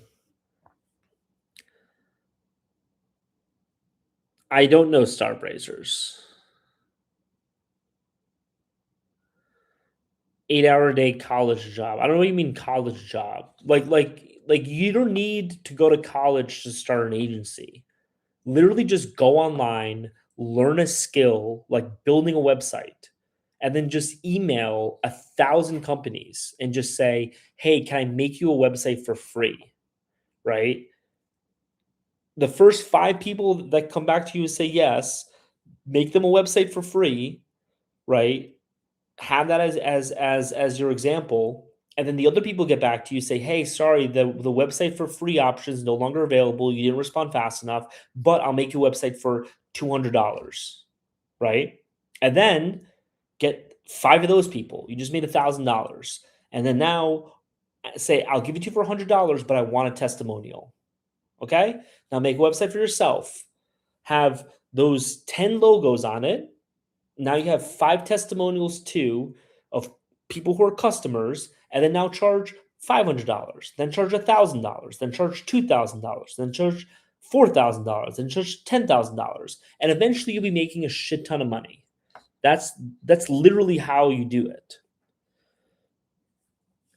Um, yeah, all the like charge hosting and stuff for a monthly MMR, like sure, like that's stuff you can figure out later. I'm just talking about like this is how you do it right now in like the basics with with no money, no infrastructure whatsoever. You literally can have your own personal Gmail and just email people over and over again, right? Just say, "Hey, I looked at your website. There's this, and this problem with it. I'll redesign you a new website for free." For free, right? That's all you have to do, man. Like it's that easy. The reason why you're not doing it is because you don't want to, right? I promise you, if you sit in front of a computer and you just say, "I'm gonna spend 4 hours a day," and if I have to lose 4 hours of sleep, I'll lose 4 hours of sleep. But I'm gonna spend 4 hours a day, you know, doing this. I promise you, in a month, you are going to get somewhere. It's just you're not willing to spend 4 hours a day doing it.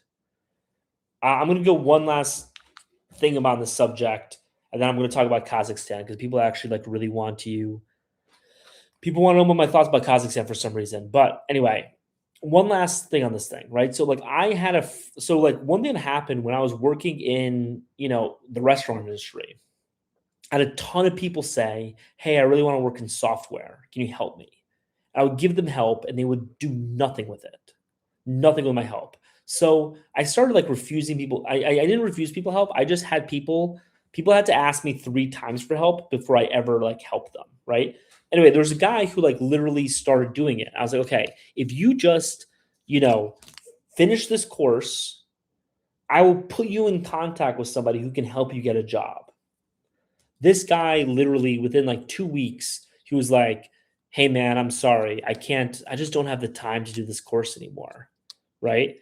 And I was like, "Oh yeah, what's up?" He's like, "Yeah, man, I just have too much shit in my life happening right now. I just don't have the time to do this course." I'm like, "Oh, that's interesting because it's 3 o'clock in the morning right now, and you're at a bar drinking. So you clearly have the time. You just don't want to spend it on improving your life." Anyway, that's all I'm going to say about that because literally every single person on this live who does not need this lesson is agreeing with me. And everyone who needs this lesson is going to completely ignore it. So, anyway, I'm going to start answering these questions.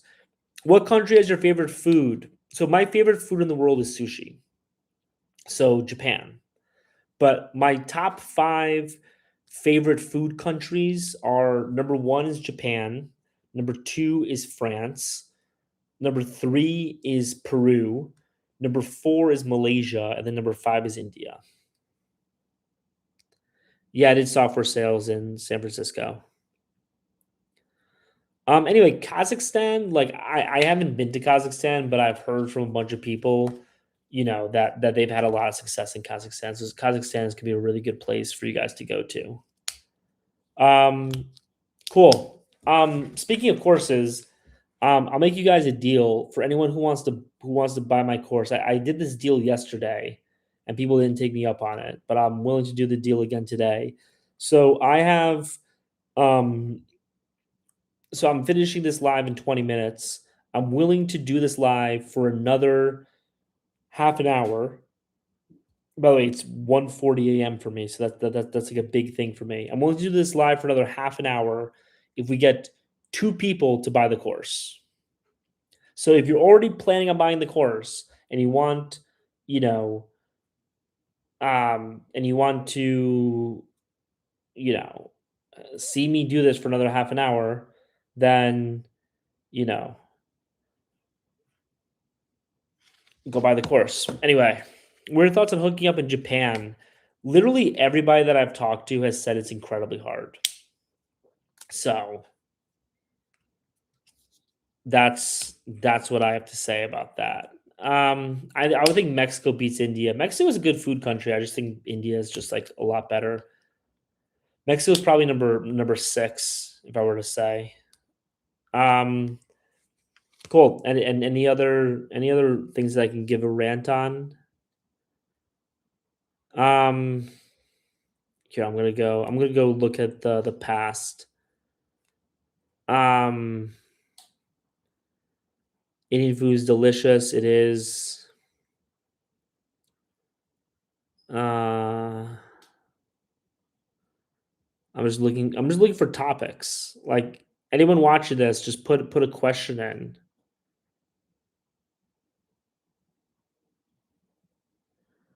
There's so many like weird side conversations in this chat. So I'm like trying to find some shit. Um okay, so one nice thing about Japan is that like how about Georgia women? They have good ski culture.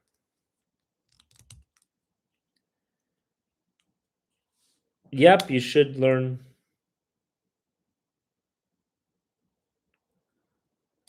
Paulie, what are you willing to throw in if we buy your course? I think it's funny. It's just like it's like okay, so like it's 11 hours of me telling you everything that I know about Latin America. It's I have a bunch of PDFs in there as well. I have all these resources and you're like, "Okay, so like what else?" It's like, "Okay, but like what if the original offer was an 8-hour course and I gave you 3 extra hours for free? Would you then say that it's worth it?" It seems like you just want something extra. Right? It's not a question of like, is this worth the amount of money? It is, I don't want to pay, the same price that everyone else is. I want a special deal. You know what I mean? So, um, anyway, I'm not into the look of Belarus, Ukraine, or Russia either. Yeah, dude, the book is great, man. The book is great. Did you have any relationships with you? Yeah, I did.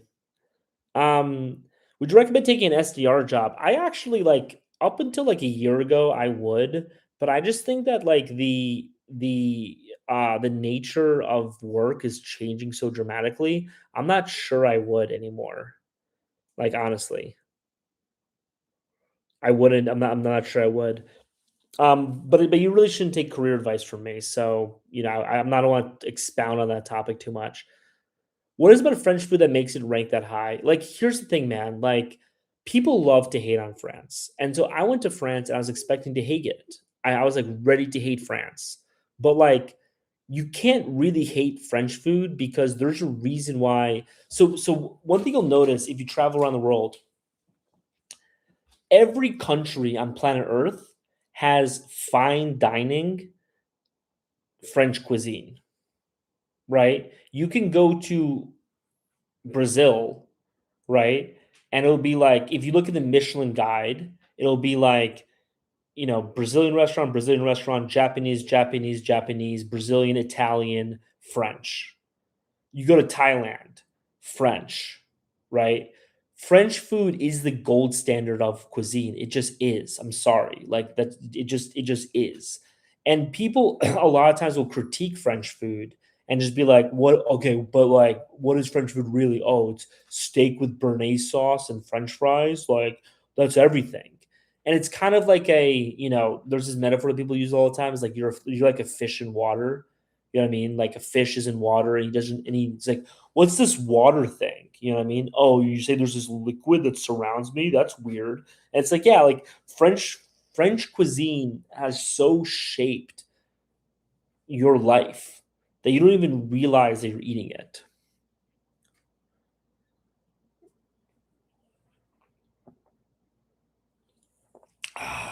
It's 1:45 a.m. What's the hookup culture like in Asuncion? Up until recently, the hookup culture was very strong, but Asuncion, Paraguay is just overrun with gringos now. I actually have a client that I'm working with that's probably gonna become like a full mentorship client, and he was telling me like he was in this really long term relationship, and this girl and him like he got like a 9. This guy is like really fit, really rich, like he can get any girl he wants really. And he was like, like Asuncion was like fishing with dynamite. And he says right now he gets like he like the girls he goes out with are like 6s. You know what I mean? And it's just like Asuncion is overrun with Americans now. If you want to find the best places to go, you need to talk to people who are in the know about this stuff. Um, I don't tell the good places on these lives and in my videos, obviously, because I'm trying to keep them hidden for people. But if you want to know the best places, you can sign up for a consultation. Actually, how about this? The guy who was asking me, like, what are you willing to throw in? If you buy the course and you send me the email that you bought the course with as a DM or just email me, I'll give you the top 3 spots that I would go to today in Latin America to go meet a woman. How about that?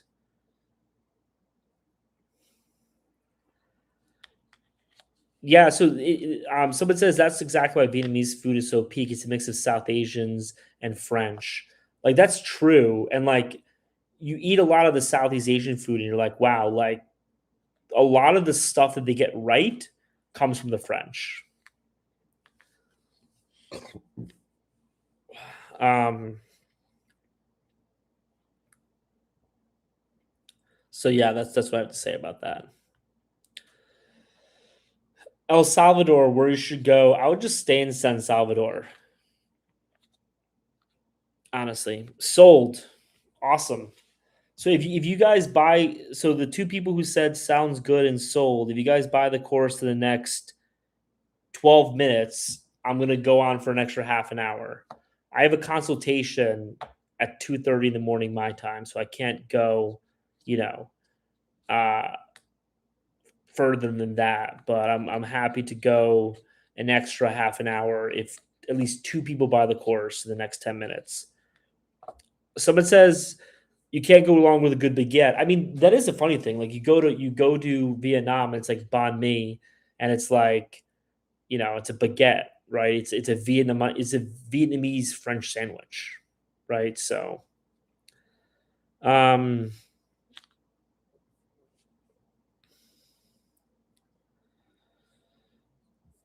OTE OTE for an SDR is not 150K. I mean, granted, I was an SDR back in 2016, so maybe there was like a huge amount of inflation, but you're looking at like 90 to like 100. Oh, not SDR, like an AE, yeah, you're looking at 150 to 200. Paul, email you. What is it?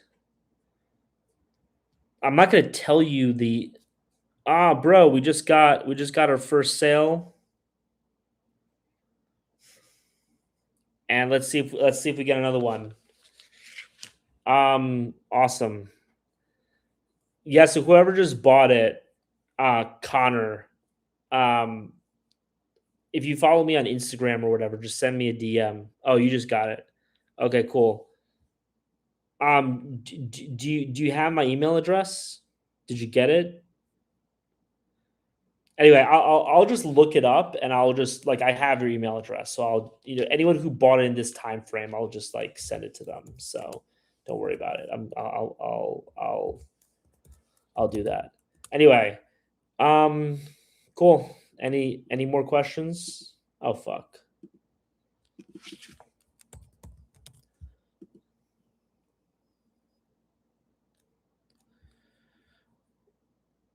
It was enterprise AE out of LA, worker remotely, grossing only about 110. By by grossing, do you mean like after taxes? Because if he's doing 110 after taxes, that means that he's making 220, right?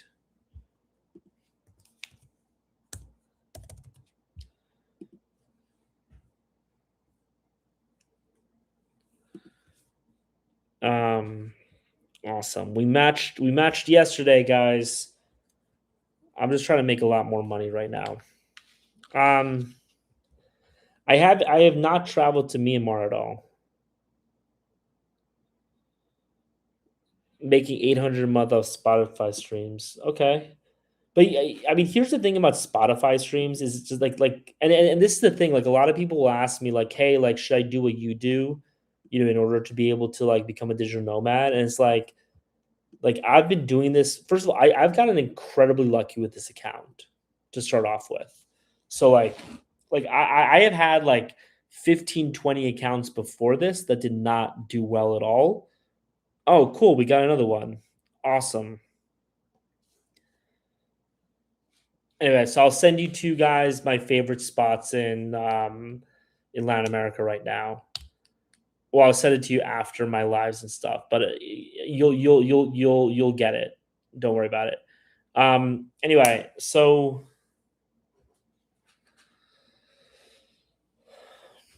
not really a halo. I mean, you're definitely kind of seen as exotic as a white person in Latin America, but it really depends on where you go. This is why I talk a lot about going to tier two cities, because if you're going to like Medellin or Rio de Janeiro, you're not seen with that halo at all. But honestly, like I think that like one nice thing, and I don't know, it might be just be late. I might just start like saying politically incorrect things that get me in trouble. But I think that one of the nice things about traveling abroad, honestly, isn't even like the halo, is just like not having to put up with so much of the bullshit that exists in America for being a male and specifically a white male. You're just constantly like you don't even realize how. So like I talk about this a lot. Like leaving America feels a lot like I've left a cult. And when I talk to my friends back home in America, I feel like I'm talking to people who are part of that cult. And I'm just like, you know, they'll be like, yeah, this, and but like I don't mean to be racist, and like I'm do this, or like I don't mean to be sexist or whatever. And I'm just like, bro, just like say a sentence without having to qualify your moral character. But people in America have been so hit over the head constantly that like people are constantly qualifying things. One thing I usually have to say in the beginning of my consultations to people, and it's gotten to the point where I have to say this to people every single time, is like I'll ask people, I'll be like, hey, like what type of girls are you into? And because men in America have just been hit over the head so much that men feel like they're not allowed to have a preference. Every single guy I talk to is just like, well, I don't really have a preference. I like white girls, I like black girls, I like this girl, I like that girl. And I'm like, okay, but like what girl do you actually want to go out with? And they're like, well, blah, blah, blah, blah, blah. And I'll have to be like, bro, look, I'm here. You came here and you paid me $300 to talk to me for an hour. I'm here to give you what you want. If you're telling me you don't care if it's a black girl or a white girl or an indigenous girl, okay, I'll tell you where to get the black girls. But if you're not actually into black girls, then you would have ended up wasting this time. I promise you, I'm not going to report you to your HR department for telling me that you like big tits. Like, you can like big tits, you can like small tits, you can like tall girls, you can like short girls. I'm here to get you what you want. And once I say that, people will typically start to relax. But so many guys in America have just been, I feel like it's abuse. Like, I feel like it's a form of like psychological torture where guys feel like you're not allowed to say what you want in life. And so that's honestly the most freeing and liberating thing about being abroad, is just not having to deal with this constant bullshit. You just bought the course. Thanks, man. I'll shoot you that information too. Just so people know, in the next 35 minutes, if you buy the course, I'm going to shoot you. Oh, someone else bought the course. Awesome. I'm going to shoot you. How about this? I'm going to shoot you my. I'll make it better. And this applies to the past three people who bought also, who already bought the course. So you're getting this for free. Anybody who buys the course in the next 35 minutes, I'm going to shoot you my 5 biggest Geomax leverage cities right now as an email. And then on top of that, you also get a 15-minute call with me for free. How does that sound? Again, people who already bought the course, you already got this. Don't worry about it. About anybody else, 15 minutes for free, a one-on-one conversation. I'm going to shoot you an email, so check your email. I'm not going to follow up with you 1,000 times. So this happens a lot. I'll send people an email. They don't respond. I will send one follow-up to the email. But if you do not respond to the email, I do not want people in my comments later on in the week. Oh man, you promised me you'll talk to me, but you never reached out. I'm going to use the email that you bought the course with. And if you don't want that, you know, put a comment here and say, hey, man, I bought the course with an email that starts with this, this, this. Let me reach out to you one-on-one and send you another email. You can do that if you want, but, anyway, free 15-minute phone call, anybody who buys the course in the next 35 minutes. Yeah, the reverse culture shock coming back. Okay, so how about Argentina? I'm gonna say that. I'm gonna say that first, and then someone says, "What is the course?" So I'm gonna give a quick little plug. Actually, I'm gonna do the quick little plug right now for people. I'm sorry for people who have heard it like 500 times. So basically, what happened is, so I hate course sellers. I always had a huge aversion to them. But what happened for me is I keep on having these consultations with people, and I will end up just giving them, just regurgitating the same information every consultation. So I started to feel really bad about this. So I was like, why don't I just take all of this stuff, record it in a video, and it was initially supposed to be like an hour, 2 hours, but what ended up happening is I recorded 11 hours worth of video of literally like 5 hours of just me going over every region in Latin America, the differences, where to go for which type of girl, and then 5 hours of like how to date in Latin America. So it's an 11-hour course on everything. And so I've gotten to the point now where I literally, even people who pay for consultations sometimes, I'll just give them the course for free because I'm like, I really feel like I kind of robbed you a little bit because we've been talking and I've just been telling you this information. So here, just have all 11 hours. Right? Anyway, that's what the course is. It's 11 hours of basically everything I know about Latin America. $200. And if you buy in the next half an hour, I'm going to throw in a 15-minute phone conversation. Just make sure you put the right email because I'm going to reach out to you. Anyway, what about Argentina? So Argentina has a reputation for being very racist, and I actually don't think it's very racist. I will constantly hear from Black followers like, "I heard Argentina's racist," and I'm like, okay. So they won't even say I heard Argentina racist. They'll say Argentina's racist. I'm like, okay, well, you're Black. You've been to Argentina because you wouldn't talk about a country and claim that the entire population is racist without being there. So I'm guessing you've been there. So tell me what racist thing happened to you. 8 times out of 10, they'll either say, I've never been to Argentina. Actually, 10 times out of 10, they'll say either A, I've never been to Argentina, I just heard that it's racist, or B, well, I went to Argentina, I spent a couple of weeks there, I didn't feel any racism, but somebody told me about something racist. I'm like, okay, then what you just told me is that somebody just told you that there was a racist incident that he had in Argentina. So tell me what that racist incident is.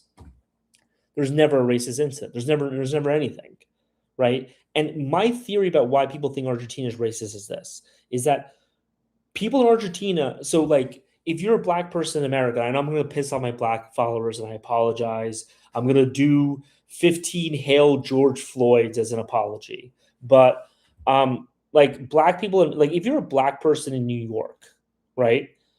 Every single white guy you meet is bending over backwards to try to be your friend so that he can tell his friends that Black people think he's cool. And it's actually like really pathetic as another white person to see this. Not because I don't think you should be friends with Black people.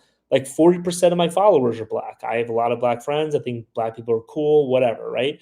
But just like I have so many white guys now. And like back when I lived in America, it was such a normal thing. But now it's just like so weird where they're like, yeah, man, Black people think I'm cool. And I'm like, they don't think you're cool, man. They think you're weird for just groveling in front of them. But I think that what happens is that, especially if you're a black person from a major metropolitan area in America, you're used to white people just bending over backwards to try to make you their friend. And so when you go to Argentina, where they just don't care about race at all, you think that it's racism. It's not racism. It's just the absence of this incredible obsequiousness that a lot of American white people have. Because again, like nobody's ever told me a racist incident that's happened to them in Argentina. Nobody. I made a ton of videos about this. Nobody. So if somebody here has a racist incident that happened to them in Argentina, tell me. But otherwise, like, I think it's just bullshit. Anyway, sorry. Someone just sent a gift. I appreciate that. Having trouble buying it? Solution. You're having trouble buying the course? What do you mean? A lot of people, a lot of other people bought it, so I don't really know what the issue is. But um, anyway, yo, thanks for the beach dog. I appreciate it. I don't know how much 2,500 joules is, but I'm guessing it's a lot. So thank you so much. I appreciate that. I just had like 5 people drop off, so I'm guessing people got annoyed at my comment. But so if you're looking for a thick black woman with curly hair as a white guy, you want to go to Brazil. You want to go to like northern Brazil, probably Fortaleza, Natal. Salvador is probably your best city if you're looking for black girls. You can also go to places in Colombia. There's a city on the west coast of Colombia, I forgot what it's called, that has a lot of black women. Um, those are kind of your best bets. I actually really want to make more videos about where to meet black women. I actually like it. Actually, kind of sucks because like the only women that people are really interested in is like white women. So all the videos I make are about white women, and I have no problem with that. It's just like, whenever I've made a video about like a mixed woman, no one gives a shit at all. So sometimes people will ask me like, why do you only make watch my videos about non-white women? In Argentina, are the cities Buenos Aires, Cordoba, and Rosario, or is there a better city? Do not go to Buenos Aires. Okay? Do not go to Buenos Aires.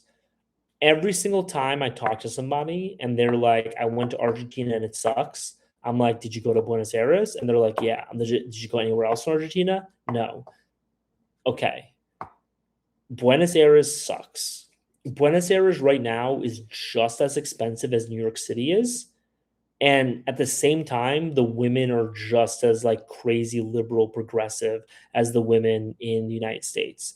Going to Buenos Aires is like going to New York, basically.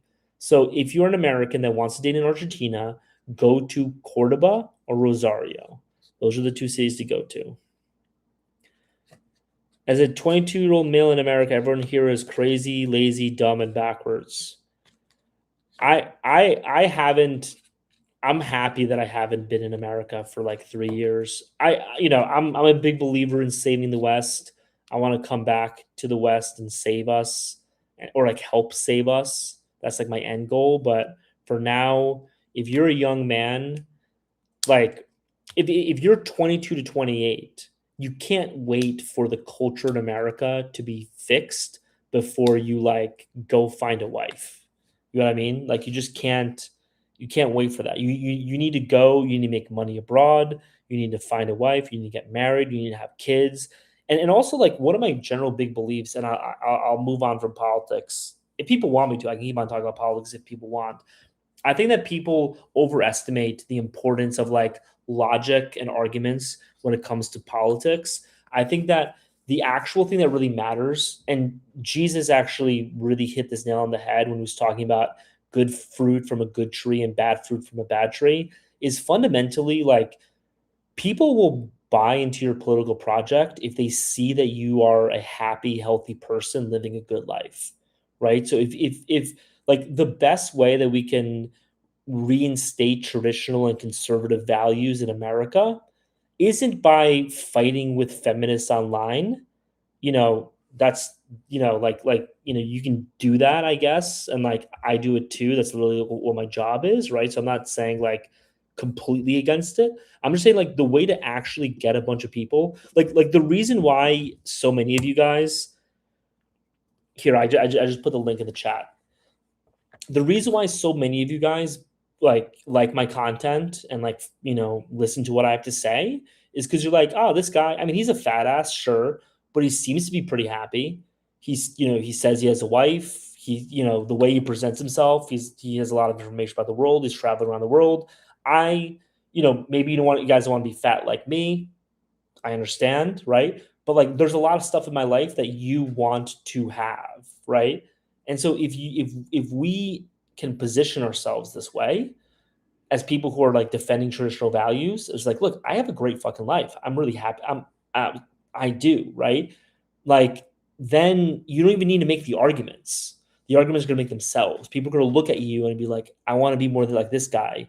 Let me listen to the ideology. Anyway, that's enough about politics. Unless people want me to talk more about it, I can. But someone said, "What about places in Asia?" Um, so I prefer living in Southeast Asia over Latin America. Like I think it's like a much more livable place. It's a lot cheaper, a lot safer, obviously. My like top places that I would go to in Asia right now. Number one, two, and three is Vietnam. Vietnam is the best place in Asia.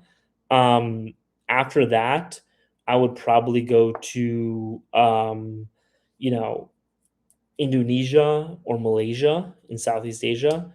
Um, I also think Korea is great, but Korea is very different than like the vibe that most people are kind of looking for. But yeah, I don't like the Philippines to be honest, but Indonesia and Malaysia are really good. Vietnam is just a little bit too crowded for my opinion. So, you know, that's my feeling about that. Any other big questions? I know I promised half an hour more, but again, if people don't ask a lot of questions, I will end the chat a little bit early just because I do have a call in 20 minutes. But I'm happy to keep on going as long as people have questions. Okay, so Cambodia and the Philippines. So Cambodia is great. I just think that Cambodia. I'll say this: there's a lot of places that I like that I don't recommend to people because I think that is just like you know, my taste. And there are also a lot of places that I don't like that I'll still kind of recommend because I realize it's just me that doesn't like it, right? Cambodia is one of those places that I really recommend because Cambodia is kind of grimy, to be honest with you. I love it. Like it kind of reminds you, like Cambodia is like a biker bar. You know what I mean? As like a country, it's kind of like a biker bar. So if you're into that, it's great. If you're not into that, it sucks, right? And I've talked to a lot of people who really want to like Cambodia. I talked to somebody who's just like Cambodia's so crowded. I'm like, that's just Asia, bro. But like, that's the thing. Like, a lot of people want to like Cambodia and then don't really love Cambodia. I love Cambodia. I'm just saying it's not for everybody. Cambodia is grimy. Biker bar. Biker bar are just kind of like hole in the wall type bars where like, it's kind of run down, kind of shitty, but it has like a certain charm to it. Um, Thoughts on Russia. So like I don't like Slavic women. I'm Polish. I grew up in a Slavic household. So maybe it's just me not liking my culture, but like I think that Slavic women and Slavic people in general are just like way too obsessed with money and are way too materialistic and are also just like really cold and uncaring. And so like I wouldn't date a Slavic woman for those reasons, right? That being said, if you like the physicality of Slavic women, right, and you just assume that you're gonna like them because they're hot, then what I would recommend doing is go to southern Brazil, go to Curitiba. Curitiba is just like, you know, basically it's the Slavic woman hardware with the software of Latinas, right? Because literally half of Poland left Poland 100 years ago and went to Brazil. So it's literally the same people.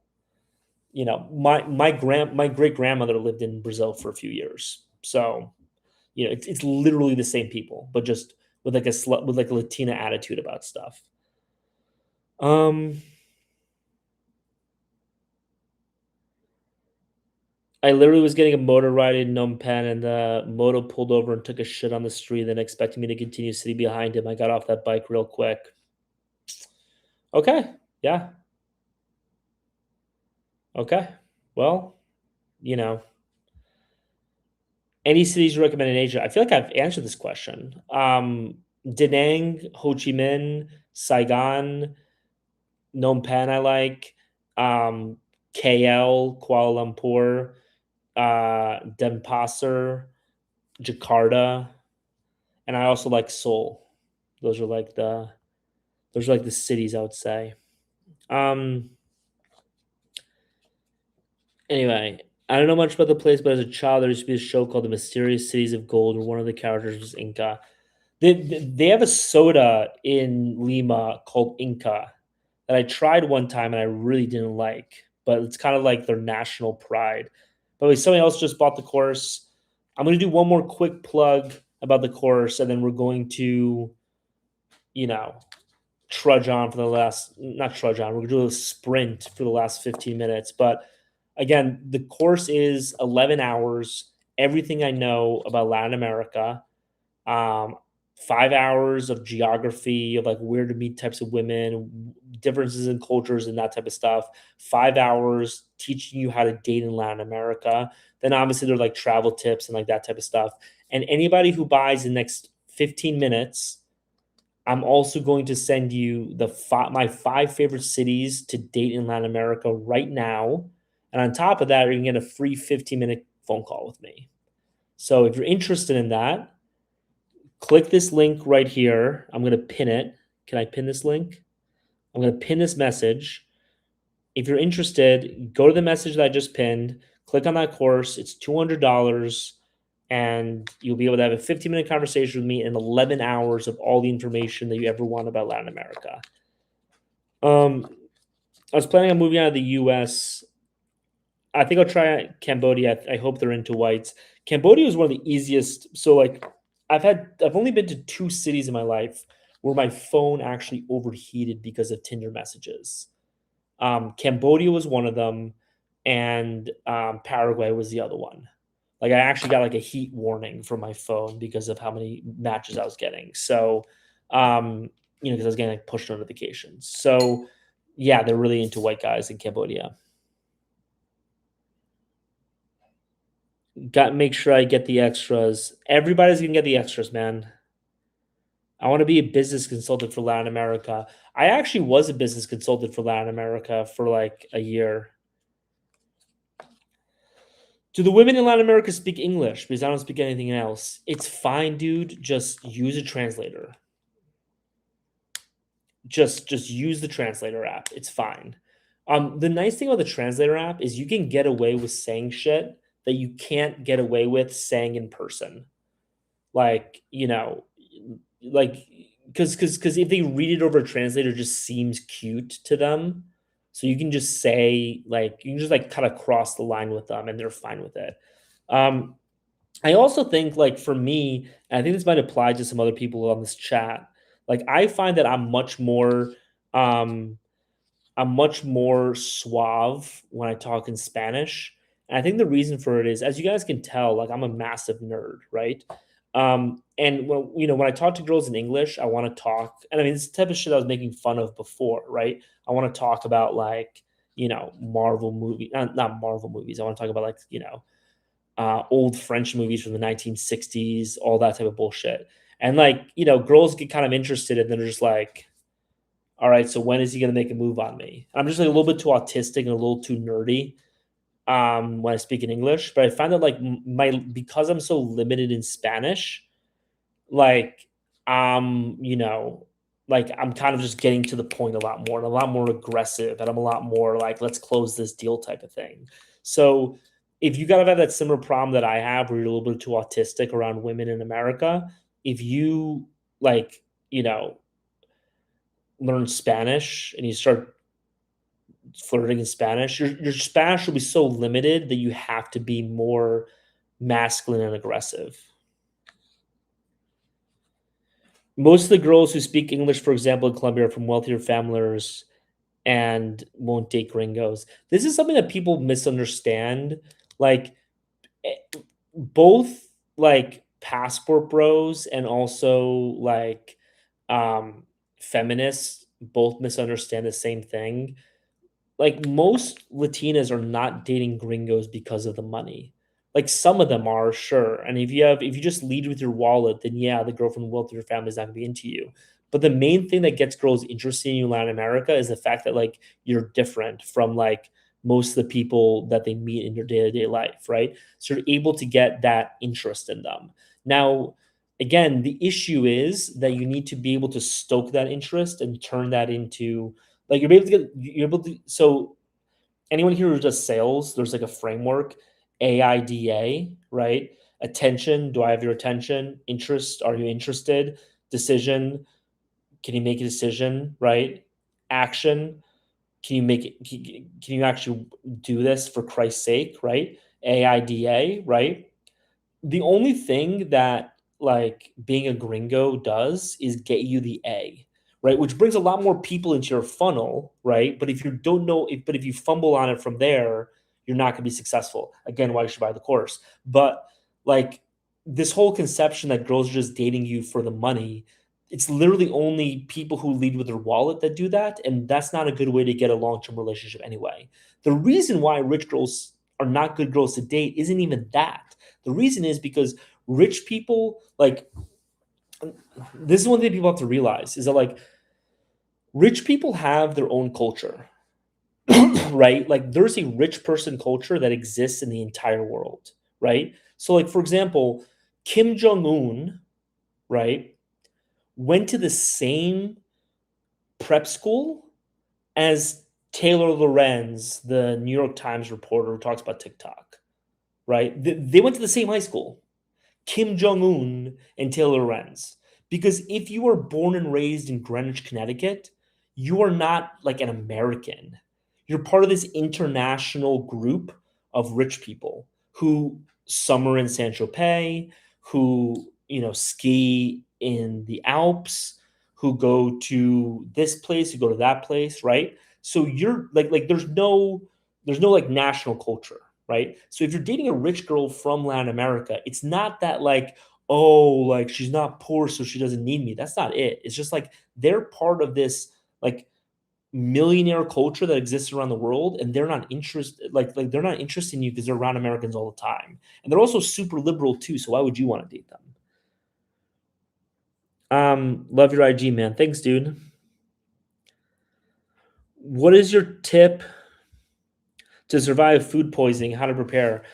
This is one of my more controversial opinions. And again, by the way, guys, if you guys want to AIDA, if you guys want to make sure that you get girls interested in make a decision by the Paulie system, link pinned below. 10 more minutes. So one of my most controversial opinions about food poisoning is I actually think that you should get food poisoning. And here's my defense of this, right? If you are a digital nomad, I'm saying digital nomad, right? If you're a digital nomad traveling around the world, going to a new country every month type of thing, right? Like if you're not getting food poisoning, then you're not being adventurous enough. You know what I mean?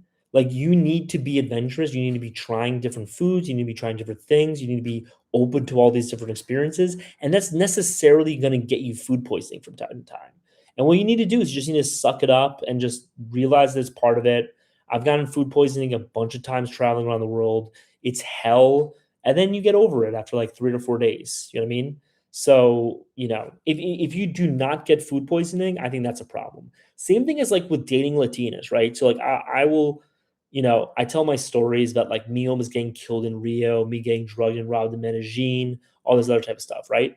And it's like a lot of times people are like really horrified, and it's like if shit doesn't go sideways for you from time to time when dating in Latin America, I'm talking about like trying to sleep with a lot of women. I'm not talking about like trying to find your wife. That's a very different thing, right? But if you're in Latin America trying to sleep with as many women as possible, and shit doesn't go sideways from time to time, if you don't find yourself in sketchy situations, then like you're not doing it right. You know what I mean? Like if and then here's kind of the math, right? like whatever it is, let's say like if you're just trying to sleep with as many women as possible in Latin America, right? Let's say there's like a 5% risk. that something goes wrong, right? There's a 5% risk, which I think is about right. Okay. That means if you sleep with 20 women, you should have at least one bad incident in those 20 women, right? Okay. Well, I'm just gonna be very prepared. Okay. But like, how many women are sleeping with a month, right? Like, if you're trying to sleep with as many women as possible in Latin America, you should be sleeping with at least 20 women a month, right? So, no matter how cautious you are, after 6 months, you should have one or two bad incidents happen, right? That that's just the math, right? So, don't view food poisoning, don't view crazy scary events as like that bad. Like if you are on an adventure, have a fucking adventure. Have like come back with some fucking stories, bro. You know what I mean? I talked to some people, man, and like, I know I shouldn't be saying this. I know this is irresponsible for me. So everybody was like, ignore what I'm about to say. What I'm saying is bad. You shouldn't do it, whatever, right? But I'm gonna say it anyway. I talked to some people, man, and like, these are guys who have like traveled around the world for years, have slept with like hundreds of women, and I'm like, okay, tell me some stories. And I'm talking like off the record. I'm like, tell me some fucking stories, bro. And they don't have any stories. It's just like, I met this girl, and it's just like you're being too safe, right? In my first month when I was in Medellin, I think I had like at least 6 stories of like me like being on the edge.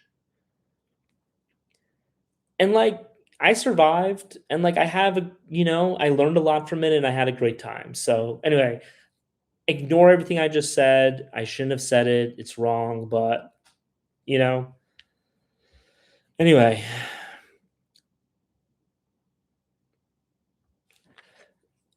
how can you avoid leading with your wallet if you really need to pay for everything? I mean, you should be paying for everything in like a traditional relationship. You know what I mean? Like that's just kind of what a traditional relationship is. But you also need to like put strong boundaries. Um anyway, what country had the most scammers? Um Colombia and India. Who speedrun getting food poisoning and street food vendors. That is true.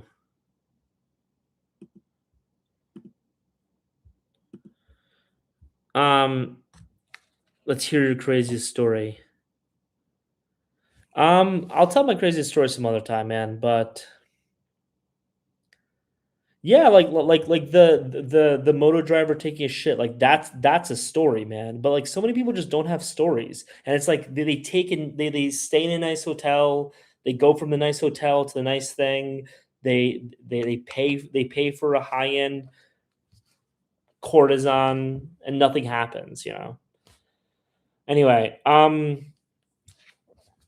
okay, so I have a hard stop in 5 minutes. Like in the future, I'm gonna these lives are gonna go as long as like they're interesting and as long as people you know are buying shit. But right now, I do have to go in 5 minutes, so I'm just gonna give like one last pitch for the course. Again, if you buy in the next half an hour, I'm going to give you a free 15-minute you know, call. I'm going to send you an email to the email they used to buy the course. So, like, respond to the email, right? And I'll also give you my 5 favorite cities in Latin America right now to go find women. So, and then on top of that, it's an 11-hour course with all of my information about Latin America. So, you know, anyway, do you guys have any last questions? Again, I have to leave in like a minute. So, I know someone that travels and they stay at nice hotels, pulling the women and eat McDonald's. Dude, it's crazy, bro. Like, like go have a fucking experience. You know what I mean? I shouldn't be cursing that much. YouTube is gonna take me down. But anyway, thanks everyone for joining. Talk to y'all later. We're doing these lives every day from 6 to 8 p.m. on YouTube. Um, one more thing. If for people who came in from TikTok, I'm eventually gonna be moving just to YouTube. So if you're a fan of these lives and you watch me on TikTok, just come on the YouTube. It's the same thing. How long are you going still? I'm literally signing off right now. I have a consultation in 5 minutes. But these lives are every single day in the week, 6 to 8 p.m. weekdays Eastern time. As long as people keep on buying courses. If we ever get to a point where people are not buying anything, then like I do need an ROI on this, and that's how I get, the ROI. But yo, Adam's here, bro. Adam has some stories, bro. Adam has some stories. Uh I should have said it like that. His stories are all like wholesome and fun. Um, but yeah. Um, thanks everyone for joining. Talk to you all soon.